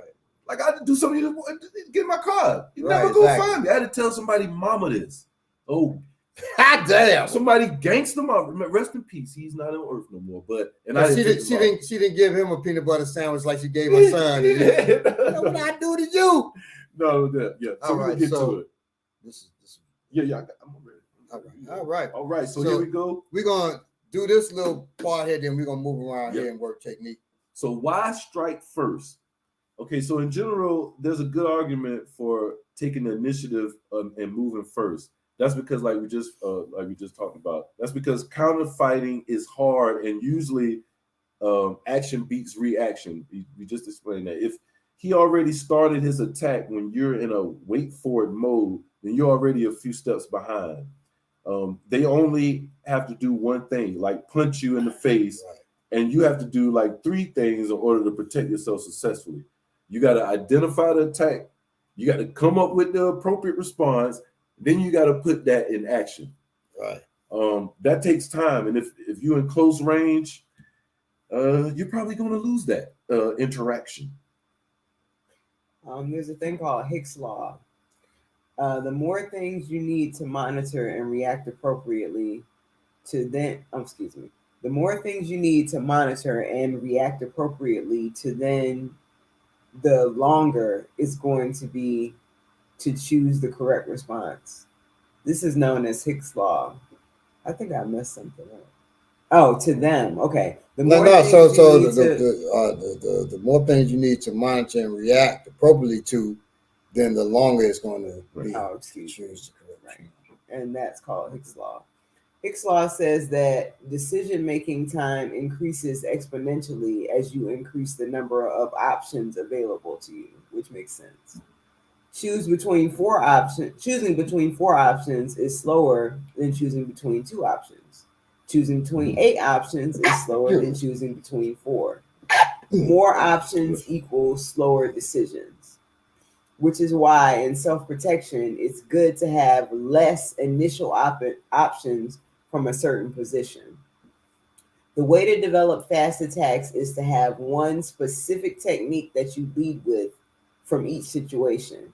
This way, anytime you end up in a certain situation, you can go with that attack. No thinking, no decision-making, and no delay. Now, we call that the 80-20. So you don't want to have, now, of course, you want to have more things you can do because you never know how they're going to move. But you have an 80-20. So 80-20 for us means my 80 is what I go to 80% of the time. I have a 20. I have other things I could go to in that same situation. Right. But it's 80% that I go to. Now, that 80% that I go to, 80% of the time, I also put 80% of my training into that. Only 20% in those other things. But then the things that in my 80 that I'm weaker at, right? Mm-hmm. I may be, one part of my 80 may be a number 10 punch, another part may be hip press takedown. I may be weaker at the number 10 punch. I put 80% of my training into that because I'm weaker in it than and I put 20% into my hip press takedown. You see, so it flows. It's not linear. Right. How that 80-20 plus works. But you constantly developing like that too. Right, exactly. So now you want all your 20%, the things that you are weaker at, to be part of your 80. Right. They in your 80, right. But you want them to be like at that 80% level. Right. So you can pull on it just like right. 80. So that's our 80. Can I add to and it's funny when I say add on, I'm adding on something that I got from you. And it's funny when I say that, but when it's saying choosing between 4 options is slower than choosing between, we understand that, right? You understand what they're saying. Also, in this situation is another reason why we don't do somebody punching. We don't do a lot of fine. I'm gonna grab his wrist like this and then twist his finger, and that's why we do a lot of gross. That's why gross motor is better. You respond quicker with gross motor in situations than you are. Even if you want that to be your 80, you're not going to use that as good as you'll be. And when you're under stress and duress, it's not going to come out the same. Yeah, fine motor skills, they depreciate. Me trying to grab his thumb in the midst of all this shit going on, I'm trying to grab at his fingers. Well, it depends. So say if you're pointing at me, right? And that's gross motor. Yes. But if he's pointing at me and I'm here, and I separate the finger out here, Right. that's fine motor skill. And that's not going to come under stress and duress. If he just slapped the bejesus out of me, Right. I'm not going to then grab his hand. I'm going to be like, oh. Now, and then he pointing his finger like, God damn it, I'll slap you again. I'm not going to, I may grab. Right. That's gross motor. And then throw it out. That's gross motor. Right. You're Right. not gonna be able to do like No, this. no, you ain't doing the five manipulations, or I grab in between and then I stick this finger through the skin right there. You're not doing all that. That's in the movies, right? So I just want to make that a point because we see that. there are times you can do fine motor when boom, you rocking boom with a gross motor technique, and now you can go in and You got that and breath. work, You got a second. and he's off balance, right? Now you can work some fine motor if that's what you want to do. Most of what we have is gross motor. So it can hit in more. That's another thing. If it's fine motor, it can only be specific for that thing. Gross motor can be used in all kinds of situations. Yeah. And for us, that's key, right? That's very African, right? That it's used. So the wind has one name. Is what we call it, right? The wind has one name. It don't matter what it's wind. It don't matter what you call it. It's a gale wind. It's still the Thank wind. you, Yapu, for rocking with us. He said he got to go. So we appreciate All right, you. peace. So on Blade, when he popped the sister's arm back into place, that wasn't real. No, it can't be. Yeah. Or in Lethal Weapon, when he would pop his own. Yeah. He would pop his own shoulder in place. Yeah, I dislocated my shoulder. Listen, I'll rock around like this. I couldn't even sit down. Right. I couldn't even sit down. I was ready to get shot by the police. They say, "Put your hands up." I said, "Y'all want to shoot me?" I Right. ain't even attempting that shit. I mean, I got my shoulder. I've had my collarbone broken too, and believe me, shoulder dislocation is worse. But with my shoulder dislocated, I couldn't imagine. Yeah, I'd have told the police too. I ain't putting my hand up. But at that time, techniques. I tried to do this thing with this here against the wall. That shit, I just fell to my knees. Yeah, I fell to my knees. And it was funny. My father was sitting there. He was looking like that. I looked up at him and paid him. It was like, dude, why? So, that doesn't work. That doesn't work. Don't let nobody tell you that works. You're just going to hurt yourself. Worse. Nobody can look at me crazy, dude, when I be doing my little self-healing methods. Well, cutting my own. He had a cyst in his back and he cut it. So that's not true. We still look at you crazy. So we're going to get to it now. So the first thing we want to have, and just remember this, defensive posture. Me getting out of these chairs again. Defensive posture, money shot. And here we go. And money shot, not like in the porn movies, not that kind of money shot. Don't be If gross, you do right? that Don't be while gross. you're being attacked, you're a different breed. Oh my goodness! And I got a post about that. Lord, Oh, God. these folks is doing group stuff together, and my goodness, this no. guy was talking about his college experience.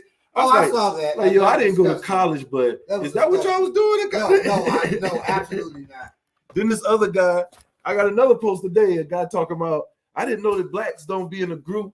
They weren't in group masturbating together growing up. That black. Yeah, It's a white dude. It's a white dude. He said, I didn't know that blacks and Latinos didn't masturbate in groups growing up. And that's why blacks and Latinos didn't hang with his ass.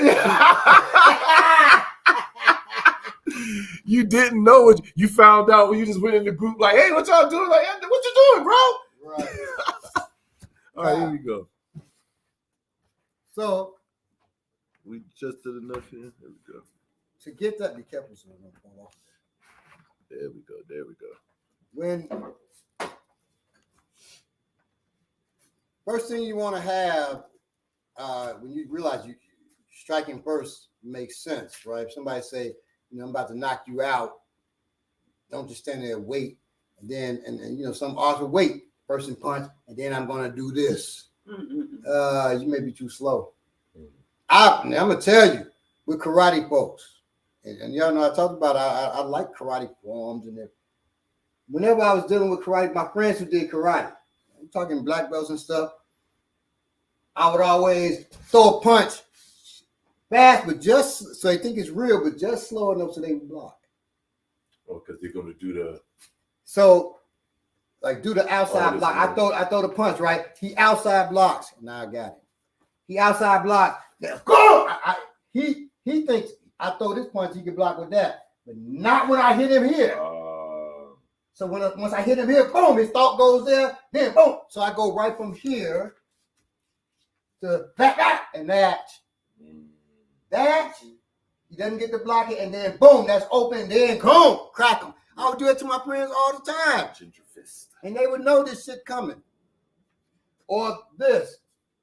Go here, he blocks it out. Here, he blocks it out. Hit down.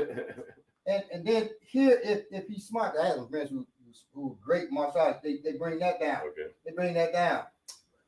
I already know. The worst ever. Right. And Yeah, I pop them up here. I pop them up here. Right. Bring that down to the headbutt. And really with the headbutt, they just know it happened. And they be like, That's so damn, brutal. you got me. And I said, look, I don't care what your art is. Don't follow my hands. That's key. If he punches at me, I'm not going to do this. He punches at me, I'm going to do this. Or I'm going to do this. Boom. Change levels. Right. Or I'm going to do this. Oh, hit him to his liver. Right. I'm not going to block. Leave that open. He throws the other hand. Now I'm blocking. I'm doing that forever. Yeah, we in a block party. No. Just so you know, okay? So if you do karate, person punches at you, get off the line, hit. Now I had a friend, Richie Bearfield, that's how he did. He was a point fighting champion in the world. You know, I mean, his job was brutal. I've never seen somebody so quick that did karate. Okay, anyway, to start off, to hit somebody quick, they talking jive. Right? You say, look, I don't want no problems. I don't want no problems. My defenses, my guards are up. Get your guards up. But don't look like guards. If you like this, he sees it coming. He sees it coming. But if you're here, right, like this, like please. Looks defensive. Right, please, sir, don't, hey, I don't want no problems with you. You're really in a good stance. And you have 1 foot back. Don't raise your heels just that. That looks like you're ready to throw down. Right. Just have your feet, while a good base. Please, sir, please. I was trying to do the other side so they can see my tool right here. But it's because they know I got to do it. So, please, sir. Right? Keep that up. And your money shot that you want to think in terms of is what tool are you going to use? So remember, you're the weapon. But even these are tools. Now, if you're going to use the tool, or now, depending on what he said, he's like, the guy, he likes to fight with his fist, which is uncommon nowadays. He said, I'm going to knock you out.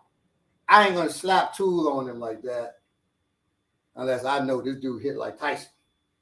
But just like you said, one of the reasons you want to strike first is because, especially if you don't know the person, you waiting for, I'm the person, well, not me per se, but you waiting for me to strike first, you waiting for this. And he may pull the tool. Right, I pull this. Right. All of a sudden, it changed, so exactly. You don't want to wait. So now, me saying this, if you ever see somebody like talk about fighting me, you probably will see me pull a tool.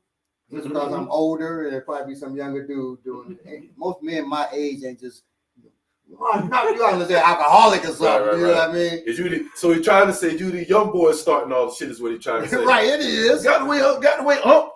right. Now that I'll be like, what? Now I will say I have these young boys talking about kicking this dog. I'm gonna kick this. First of all, they were disgusting me. They talking about, man, she got big old titties. So when they say I'm looking, like what woman they talking about? Because I made people at some. Who dare looking? What are you talking about? But I didn't see no woman, and then I look and see the dog. I said, "Oh, this is gross." And then they said, "Man, she probably what did they say? Something like her stuff probably stay wet too or something like that." And I looked back at her. I said, "This is gross." And then dude said, man, I'm about to go over and kick this bitch in her pussy. And I said, why are they doing this, dog? So he's walking over there. I said, if you do, I'm going to beat the shit out you. Like that. His friend said, what'd he say? What'd he say? And the dude said, old boy said he going to beat the shit out of me. And I said, yes. And you all too. Like that. And they said, man, that dude could leave the dog. They left the dog alone. Yeah, because nobody don't talk like that. Nobody don't talk like that. So most people say, don't mess with the dog, man. But most people say, I'm gonna beat the shit out of you. They say, I'm gonna whip your ass. No, I'm gonna beat the shit out of you. Beat the shit out of you. And I was gonna be hitting him to his gut, trying to make him sit on himself, beat the shit out of him. Now, Different person. now, and literally, because I was gonna test myself, see if it I believe it. They don't know you for real. I know you like, I'm gonna see if I can make this young boy hit shit on me somewhere. Yeah.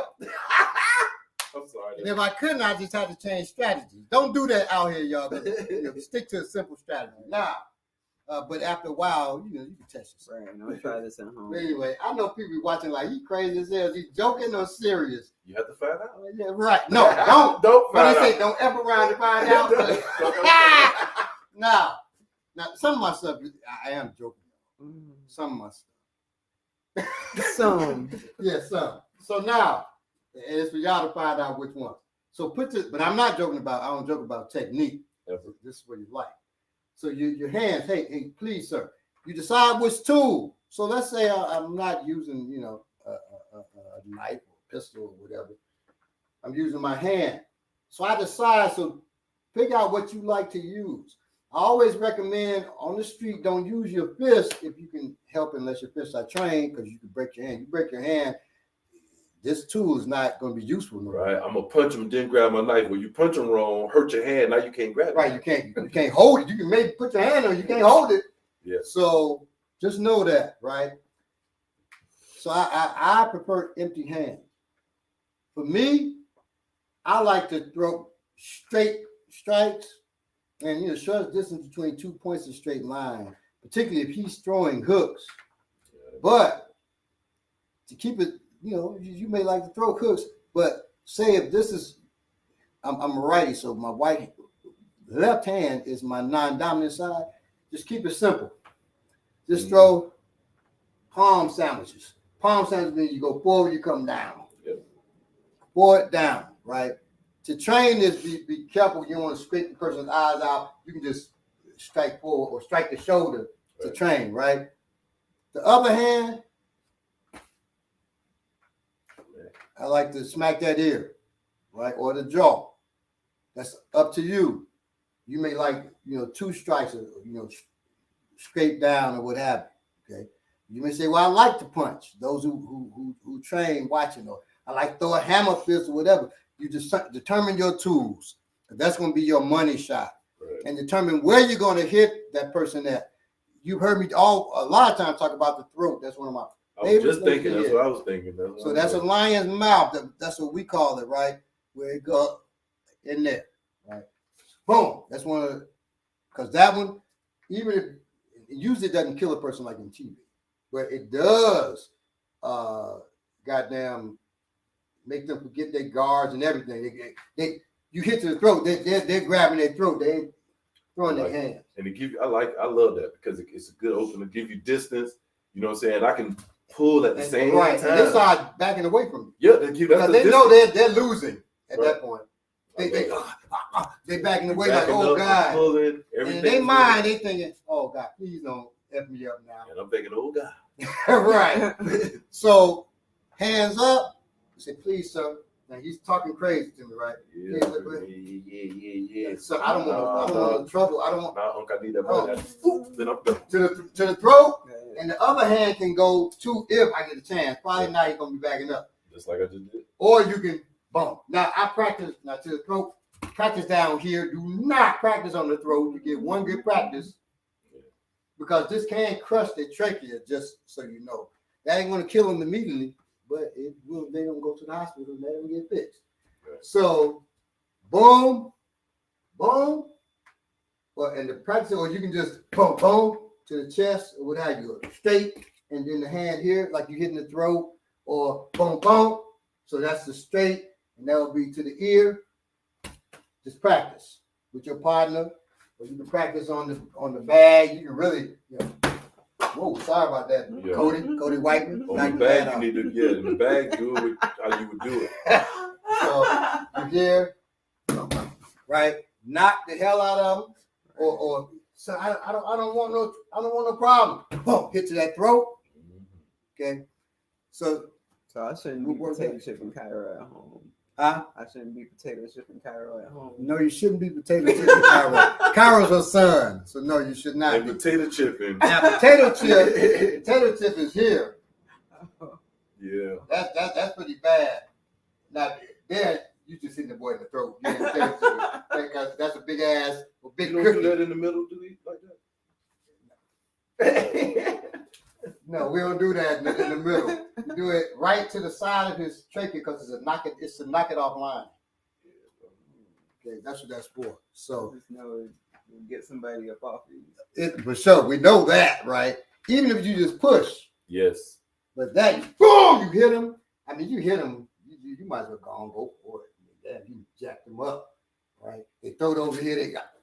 You might as well, And what you can do.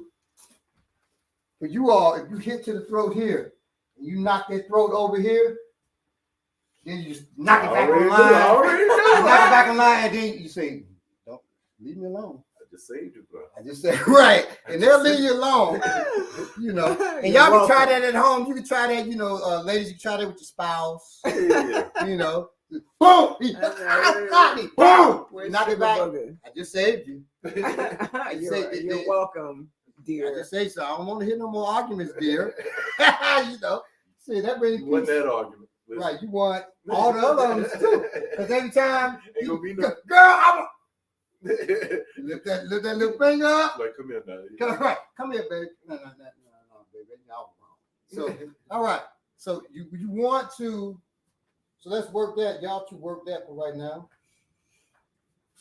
Remember, your guard's up. Make sure your base is good. All right. Oh, so wait. I can't hit you in the face. Okay. No, you can't. And then we're gonna work out. That's supposed to hit to this. Body. All right. Not waiting for me. Mm-hmm. Okay, so that'll be two straights.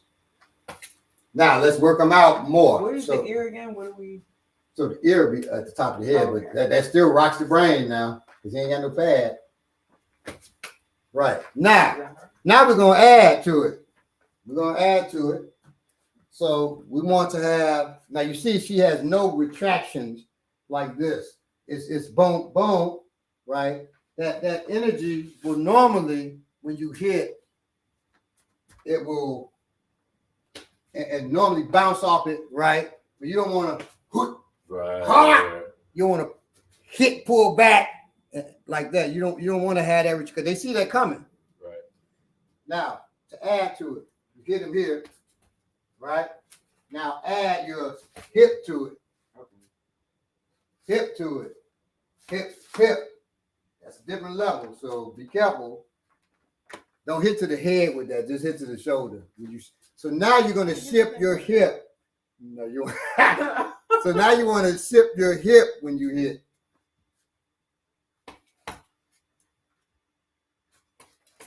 Good. See how his body's moving? That's what you want. You want the body to move. Because if you move the body, stay here. If I move her body, you see she moved her foot back. She has to reset herself. You got to reset. So if I, and you're here while you're resetting, I should be on you. You got control. So you're on them, right? It's all about control and self-defense and self-protection, right? I knock you off balance. I have to take advantage of that. Otherwise, I shouldn't knock you off balance. I wasted energy. But if I knock you off balance and I'm still moving, right? So now we talk about economy of motion. So now, let's say I hit him here. I hit him here. He's off balance. I didn't retract my hand. So this hand is here. And now, boom, it's there. So use it. Yep. And I keep him off balance. This one's here. Boom. Yep. Boom. Now, as I'm hitting, I'm not pulling the hand back like this. I'm boom. This hand just gets out the way. It's ready for another shot. You got me? So you want to move your hand out the way, but don't pull it all the way back. Retracting that to your lats, it's too much. Here now you can do that because I'm here. If you do karate, taekwondo, or something like that, because he can't see you once he's here. And then, but what you gonna hit with it? His chin is the only thing open. You can't see his chin, but it's open to me. This isn't open because if I could tear my own hand up. Yeah, if I hit that. If he brings that back, You got my neck a little bit. I don't need the neck because I'm about to throw a karate punch. Oh, I wouldn't have it. But here, oh, boom! oh yeah. Once I shift, I got that. So you can do that way. We don't usually do that, so we step to it and use our hip. So I would step to that, boom, crack it. Okay, or I got his back, so that's even lovelier. So now I can hit him in his kidneys. Okay, or I can grab him, throw. You have options there, but it starts from here. Some people call this a fence. Yeah, you see the. You got and that's Lamba. They're here, right? So you just keep it here, please, sir, please. Now in Lamba, if a person punches,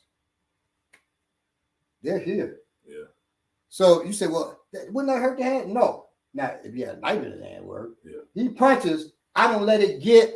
That's the same. A lot of momentum. Same thing for the elbow. That's all it is. Right, exactly. So I stop it there, Or get there, and then so that's what they're doing. So this hand could be here. You say, please, sir. Now, if you're doing that, they're like, what does mine do? He doing like them wrestlers and I saw in the video. Yeah, let me get that. Right.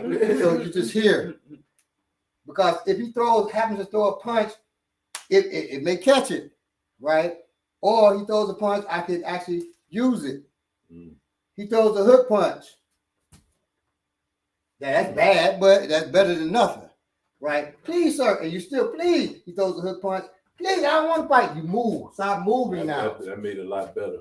Moving. You got me? Move away from the punch, or so two ways you can do this. He throws a punch. Move away, throw a hook. Move away from it. He's open on the other side, right?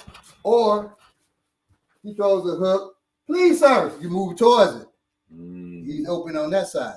Remember, it's economy of motion. So you say, please, sir, please. That look like my hands just haven't been, please, oh, you almost hit me, sir. And he may see this one. So he grabs it. This is the one, boom. And then since his head's bent, he can't stop that one, boom, from coming. That's economy of motion. Okay. If it's their use. Waste no part of that. So that's the beginning. So y'all work that now. Just using economy of motion, your hip, or step, or bow. Remember, strike when they move. So now I'm gonna come at you and you're gonna use your economy motion. So got your hands out. So I come with a hook. Mm-hmm. All right, so Oh, sorry. yeah, I mean that's what you did. Now, Knees are never mind. ain't nothing wrong with these. No, I just wasn't gonna give away too much. What? Knees have been part of my 80 lately. Oh, that's fine. I mean, shit. Somebody message you, they end up catching a knee. You ain't gonna start with the knee. Now, also on strike when the opponent moves. So my old man would always talk about everything front, which now do technique backwards. And first I thought that was mean, okay, I punch. That also means something going this way. Mm. It does, but it means when we talk about if the person, once you move him, strike. But it's also if he's moving, that's when I strike. Okay. So if I'm saying, please, sir, now we don't move backwards, but we can make it look like we're moving backwards. He's at a distance from me, right? You can still see him. You can still see me. And now you talking jive. I say, please, sir, don't do that with me, your mama. Now what? Your mama jump. Please, sir. Yo, mama. Please. That's I'm just gonna make a I guess move. I got to move towards dog. So when I'm off, when I'm off, that's when I hit him. He's moving, not when his feet are planted. I don't want to hit him when his feet are planted. So I'm like, please, sir, and I could be here. And please, sir, boom. Right, use my momentum. Please, sir, your mama fat. What? Boom. That's when you catch him. When he's moving, like, what you say? Right. Now, don't bait him like that. But just Unless you really want to hit. right. Please, sir, please. And that's when you take him. That's it. Train that. So you and your partner. You notice when I started moving how I was like this, but when I moved, I opened up. Right. I opened up forward. Because he plan on firing off on me. Right. So I'm like, what? Hell. Right? You eat. Or boom. Remember, it's your money shot. You choose the tools. That's what tool you use and where you hit it. So I can hit to the groin, I can hit to his face. Now I use punches, but you can use your open hand. Please, sir, please. What you say? Ha! Yeah. He came down on it a little. To do this, y'all, you're gonna have to be calm. You're gonna have to calm yourself. But when you see it's about to happen, you feel it's going on. You feel it rising up in you. That's when you the warrior's breath. Everything we done showed you, right. You're gonna have to put it in effect. If you notice, I'm like this. It's one of the things that we always do. My hands are never going to be like this. When somebody come in your pockets. You can't even walk in our class with your hands in your pockets. You can't sit in our class with your hands in pockets. And that's if you're new. We don't care. Right. Because we care about you. Exactly. You can't have your hand. Also, another thing that I've noticed people doing, so hands in pockets like this is bad. Oh, or doing it with the thumbs, like the Lord of mercy. Because they think my hands ain't in my pockets. Your thumbs in your pockets, I keep your hands there. Even if you think your hand is on your tool. It'll stay there. Right. It'll stay there for now, death. Another dangerous one, this. I'm glad you got this in. People walk like that and walk like that. Right, like it don't matter. You got a pistol in there. Boom. Right, over. And I could take both hands. If I like, I don't know if she right or left-handed. If I don't know her right, grab here. But I still have tools. Boom, headbutts, right, knees. So I just knee her into oblivion. She's short, so headbutt will be harder for me. But I need the hell out of her until she's down. Turn her, boom, knee to the side. I can pull her into the headbutt now that she's turned to the side. Hand on your tools in your pockets is not a good idea. And that ain't doing her no good. Now she can say, well, she'll fire. That's why I'm taking her offline. Right. So she's firing at the ground. If she fire at the ground, she's trying to turn that towards me. No. She's trying to, if she fire at the ground, I know she got a tool. Oh my God. Now, right? That's that quick bite. Oh, that's the quick. See how she jumped? I knew it was coming. And then you put your hand right back there and you knee her again. Right. So this, now she trying to breathe, and I got that here. And then I would go put my hand in there and go up with the pistol myself. Yeah. And then once I get my hand on that pistol, well, then it's in her pocket. Bow! She gets shot in her damn leg. You don't ever want to be caught like that. At the least, you want to have them up. You know what I'm saying? It's just now it'd be bad. I stick my hand in there and you had the pistol this way. Now, bow, ow, bow. Then you get shot too. Like damn it. Yeah. And this is another thing. You see how they're out. I'm not like this. Right. Because now I'm in the same predicament. Right. You want them out like this. So that way something happen. I'm basically the same thing he is. I'm right here. I'm able to do that from right here. In the old days, my father wasn't like the most not prejudiced dude. But he would say, and I've heard other people say that too. It's racist as hell to say, talk like Italians. You're even though you're not Italian, you're an Italian when you're trying to be safe because they say Italians talk with their hands. Yeah, Johnny Bertuzzi, Billy Salami. Yeah. It is a lot of this right here. Right. Where's the Bible where you need a disclaimer? My manifesto. Type one up real fast. You know what? I'm doing Rocky's Family. That's about Rocky 3, his family. We didn't see his family without him doing his family. Yeah, the Bagoos.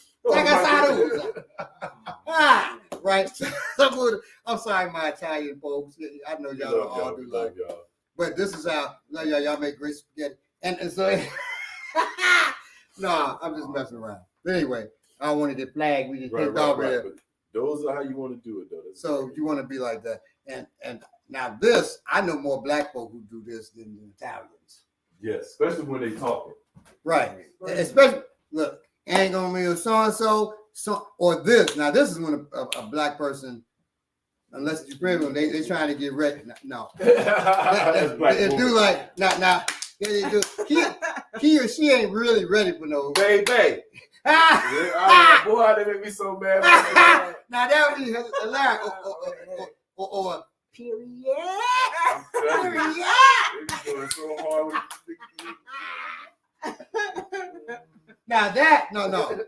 That's good at fun though. That's that Millie Rock. Sure. I don't know why they call it Millie Rock. I don't know why it's a Millie Rock. Where's Millie? Well, who is Millie? Maybe Millie was the person that originally got Millie. Maybe this is the Millie, and Millie rocked it one time. Or what you say? Shit, you be like, look here, boy, and he you smack him across their ribs or something. That's the Millie. That's the Millie Watt. No, on that too. Don't tell anybody you Molly Wop them. I had a student, sister, homie, said, Molly Wop food, so and so, they do so and so like this here, this a Molly Wop food. I said, no, I'm never gonna Molly Wop my food.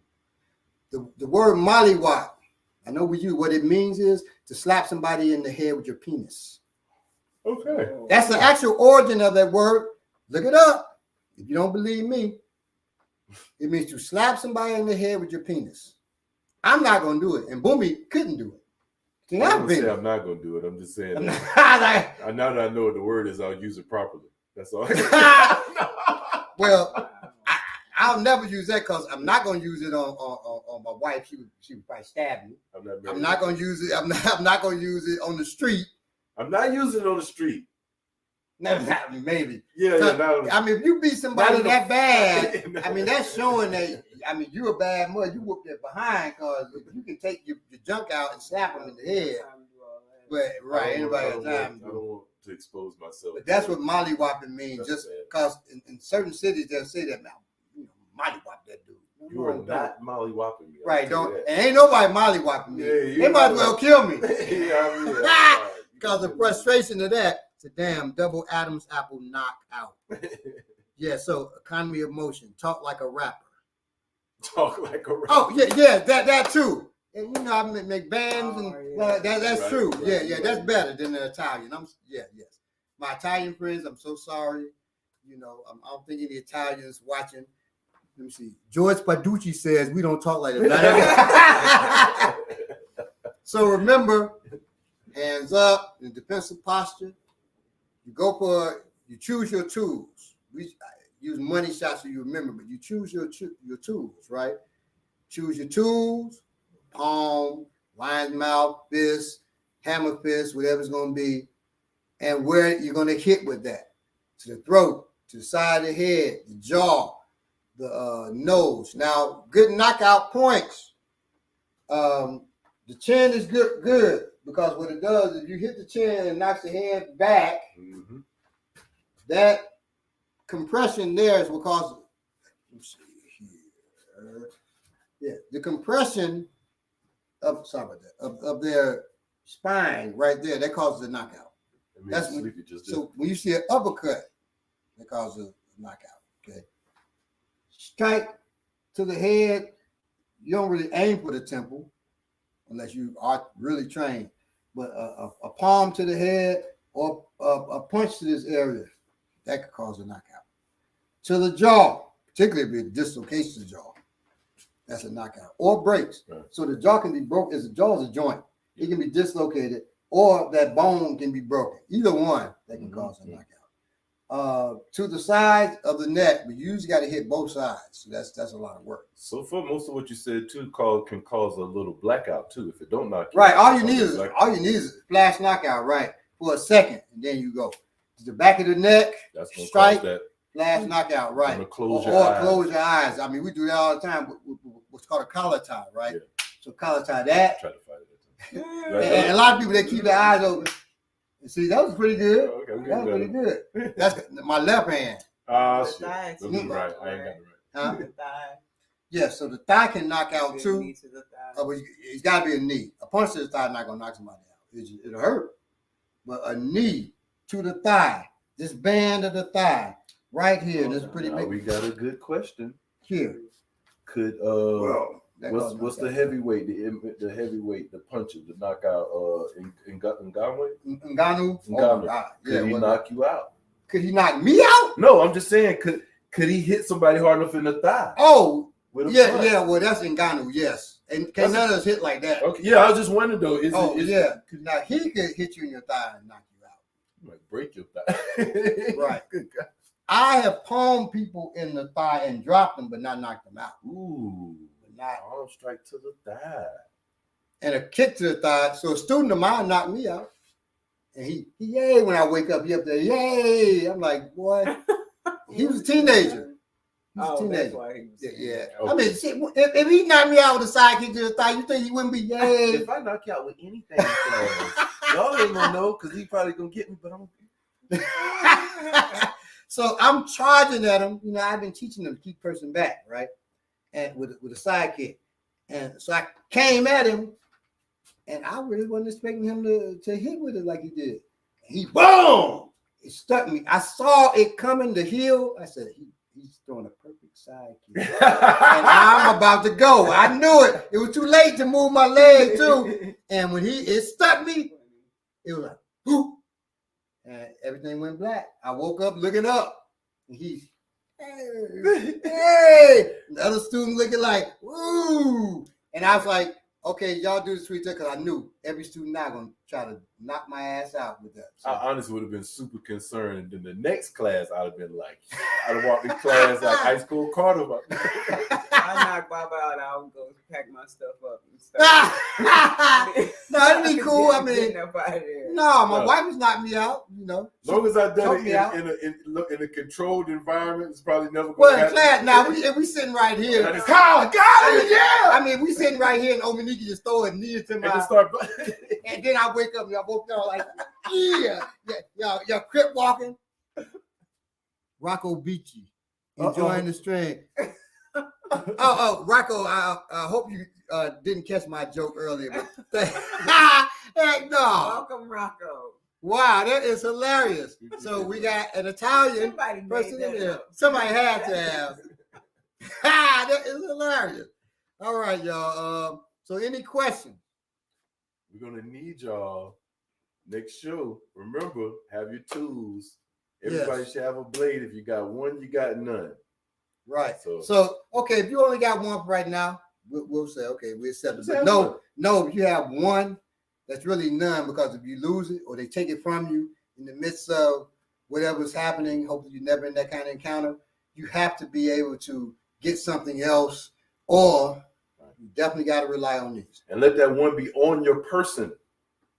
That's important. Yes. Now, say I have this tool, right? I'm not gonna open it, but say I got this tool. Oh yeah, you know, defending myself. You're not gonna hurt me. And then he goes, "Who?" and I drop it. Right now, I can't do this. Please, sir. It's not gonna work now. That technique is Right. out the window. At that point, you're not gonna be doing the strike first technique like that. It's not gonna work for him. You're just gonna strike first. You're just gonna strike right. But once he knock it out your hand, don't be like that. Knock out your hand. Wow. Now, I was fighting with a dude. My pistol flies out of my pants. I'll tell you, that's one of the few times I've broken in my combat mind. I ain't give a damn about the combat no more. It flew out as it's before it hit the ground like this. He could have been knocking me out, but he also is. Everybody like, Because he didn't know I had a gun, and he's thinking, I'm about to take it. And I'm thinking, he about to take it. And when he dips like that, I dip and I ran my body into him. I just had, thank God for training, I knew not to go for the gun because he could have beat me with that. I went for him, boom, knocked him. Then I grabbed the gun and I was just so happy I got the gun. I'm like this. He's running because he thought I was going to shoot him. You just thankful that he I'm didn't just get the thankful, gun. right? And I'm like,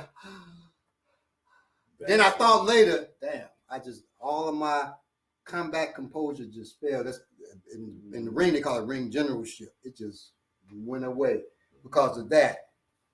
If you have a firearm, don't have it in your belt, y'all, in your waistband. Don't do it. Have it in a holster. You were wearing, I was wearing jogging pants. That's even worse. In general, have secure tools. My Right. knife, I have a knife that come out when I'm doing, if I'm jumping up and down. You got to be aware of that. Know how to. You can't wear them certain times in certain places. You got to be aware. Also know with your tools like this is a wave. Okay. So when I pull it out of my pocket, the pocket can open it. But also at the end of the day, if I just want to take it out, I have to take it out carefully so it doesn't catch and open up and possibly cut me, right?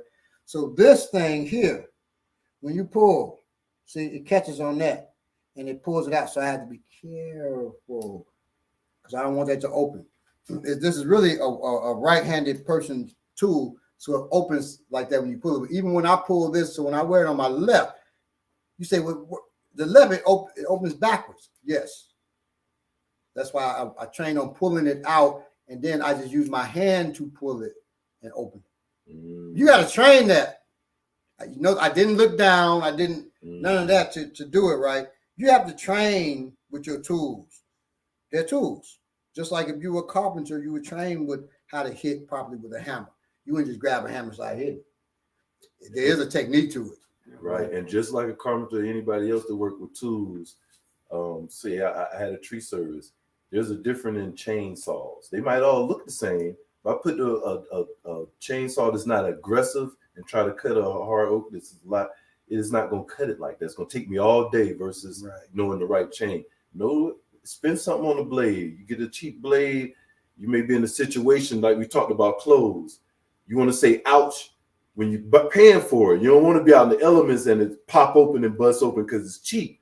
And then you saying ouch. Same with your tools. Right. You want to be saying, you rather say ouch when you purchase it. When I go to pick it up, my blade fall apart. Now I'm saying ouch because I'm getting treated with a real tool. Right. So yeah, definitely, man. Also with tools, think about, you definitely need to use them if you are in a situation against another person, but also you might need to use them in a survival situation. Exactly. That's another reason why you want to make sure that you have more quality tools. Yeah, right. Because you might actually need to repeatedly use it to cut something or something like that. And if it falls apart, that's chances are that's going to happen before. You can't find another blade in the wild like that. Yesterday, our midwife came and we had a box for, stuff getting ready for my wife's birth. On that, next week, we'll have to be at home again because actually up until the birth, because I can't be away from the house. The baby can come any minute now. Right.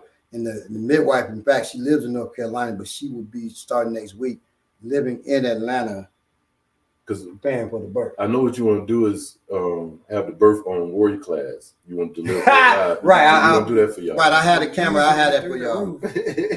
Y'all are going to be attacking me even while having the baby. So hitting you well. Right. So just so you all know, but what Ominiki says is absolutely true. We use a knife more in survival.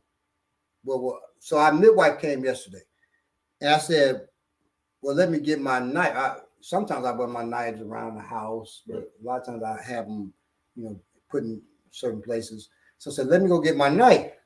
He said, no, I got something. So I waited to see what she got because I was still going to go get my knife, right? And so I said, let me see what she got. She pulled out to open that ink pen. Wow. So she I said, told me she got something. I'm thinking she got, let me see what kind of tools she's using. Box cutter. Right. I thought about Crocodile Dundee, so she said, that's not knife. So I said, oh God. I looked over at y'all going, my wife's don't I'm not And gonna don't just nothing. say you're gonna get some tools because you're embarrassed because you don't have them. Be for real about You it. need them. People keep doing that to me, And man. once again, can you take out the pocket shark? So if you're living in like Baltimore or something, you can't just have a knife on you like that. Or in Chicago, you can't just have. Now, just so you know, if you ever see me in Chicago, I do have tools on me. I wear them. I'd rather take that chance, but I don't have this on me like this size of knife, because police will pull, especially a black man, they'll pull me over. But these I have, and subtly and other ones I can wear on me subtly. Right? He has a good technical one as well. And that's a tactical pen, right? Mm-hmm. So, and this tactical pen is good. It's not, because some are too sharp. But this is good. You don't want them too sharp, unless you might as well have a knife because you stab into the person, right? So that's a good tactical pen. This is the Pocket Shark, made from a polymer. And the pen is metal. And the pen is metal, right? You can get these inexpensively online or at a martial arts supply place, maybe in your town. They used to be like, well, I think this one was maybe $10. And this is less than it was 10. on like clearance type of thing, but now the prices of things have gone up, but still, right. This is still like under $10. Oh, okay. For the Pocket Shark. Before we go, man, I just want to say I was talking to this black woman, and she said that she was the police officer. She had a knife. A police officer said, "Hey, you see that knife you got?" She pulled it out. He's like, "You'll open it up for me." And she opened it up. He was like, "Is it bigger than the palm of your hand? You laid in your palm?" And it was bigger than the palm of her hand. He said, "That's illegal." He's like, "You're not supposed to have a blade bigger than the palm of your hand." It was in Georgia? Yeah. Wow. So this I never heard it for Georgia. It's because it ain't fucking true. Right. So Right. the point is to y'all, know the laws. know the law. Right, because it's inches in most places. It ain't. Yeah, it's an inch thing. It's 5 inches. Right. That's the smallest. I think 4.5 is maybe the smallest. Well, and so down here is the smallest is 4.5 inches. Back in Chicago, the largest you can have It's what is 3.5, 4 inches. Right. So this here, the length of this blade here, that's 5.5 inches. I got some that's 7. That's 5.5. Okay. And there's no way. Of course, it's not. Nobody's palm, goddamn. Let's say a giant. She got rid of that knife, and don't have one now. Yeah, he probably watched it get rid of it and took it. Because I'm talking about having tools. She's like, I had a knife, I got rid of it because the police told me it was illegal. And I was like, that's why. But bring it all the way back to what we was talking about. Know the law, and you don't trust them. And the law down here now, as of January 1st. Oh yeah, you can carry concealed a pistol without a license. I'm happy. So be careful out here. Now for us, that's cool. I'm happy about it. But be careful, because that means a lot of folks can be carrying now. Yeah, you'll be able to see the folks that's But you can always they're gonna always do a tuck. Even if they've been wearing for years, they're gonna tuck where the pistols at. They do a tuck. You gonna have to check for it every now and then. Right, because they gotta make sure. Unless they really like me, I don't carry no pistol unless was either in a bag or it's on me in a very good holster. Right. So I know that it's not gonna fall out. Oh, that's but a lot of people, they're tucking to make sure. See, I got that holster that goes to the gun. If you ever want to know, I think I saw him tuck, and you're outside, or indoors in a larger place. You walk by, excuse me, brother. Yeah, look, they're gonna tuck to make sure you ain't take it. Yeah, or you ain't moving out of place. Yeah, right. So they're gonna tuck at me. So after that, they say, "Oh, no problem." Then they tuck right there. You say, "Oh, I used to do that to my blade, and it's almost like just to make sure it's like almost just. Yeah, like when you first do a blade too, a lot of people, just for comfort. It's still there, right there. Okay, it's still there. For me, I'm taking off clothes. Like, oops, I forgot. It's right there. Or I take off my pants. Be like, why are my pants so heavy? Because I got like 4 or 5 blades in there. Had a knife on me since I was 8, 4 inches here in Connecticut. Cool. Can't trust them. Yeah, you can't trust them. I have another one. Wish we had community skills teaching all around the nation. Peas, not Italian. and a woman. Sorry. Oh, you're a woman. Oh, okay. Sorry, Rocco. Sorry, I know the name is confusing. Long story. Well, that's not confusing. It's the picture. It's definitely the picture. I'm saying the picture, I'm saying the picture of a mafioso. The picture may be a long But story. they're not Italian. Said they're peas. Is that what Puerto Rican? I'm sorry. What's that? No, you good though. We just walked in. We was joking about Yeah, we were Italians talking about and how to Italian have your using their hands. hands a lot. We were telling people make sure you use your hands. That's a nice since I was there. All right, that's what's up. We appreciate y'all. Now I've man. had a knife on me since I was 8'2" and everything, or younger. Gil Scott Heron. Oh, that's Gil Scott. I couldn't. That's crazy. I thought that was an Italian. That's funny. I That could is not tell hilarious. you. But as soon as you said it, I see it. But from here, he did look a little pale. Right. We with you, Rocco. Appreciate you. All Appreciate you. We love Gil too. Revolution will not be televised. One of my favorite hashtags I created was inspired by him when I say the revolution will not be copy pasted.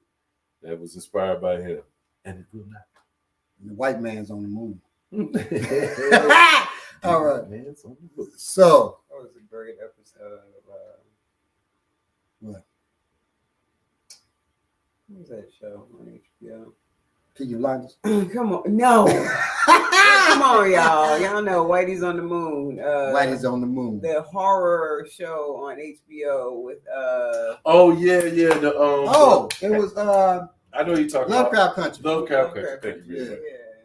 All right, y'all. All those episodes were pretty good. All right, y'all. Thank you all for being with us. Appreciate y'all.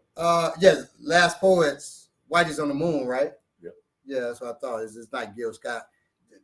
They're in that same type of mode. The original spoken word artists. Yes. All right. Thank you all for your time. Thank you all for training. Thank you all for getting your tools and having your tools with you for warrior class. Make sure you always got your stuff for warrior class. And in the other class, you're gonna have just your compass and your calculators and your pens and paper. Make sure you got your tools. Yeah, warrior classes out there. Right. Warrior class doesn't just stay here. It's out there. It's at your house. It's at your job. So you're always in warrior class, all right? So make sure you have a tool with you and make sure you train these tools as well because you may not be able to get to these immediately, all right? All right, thank you for joining us. Love y'all. Much love. Stay black or whatever it is that you may be. Absolutely. Peace. And so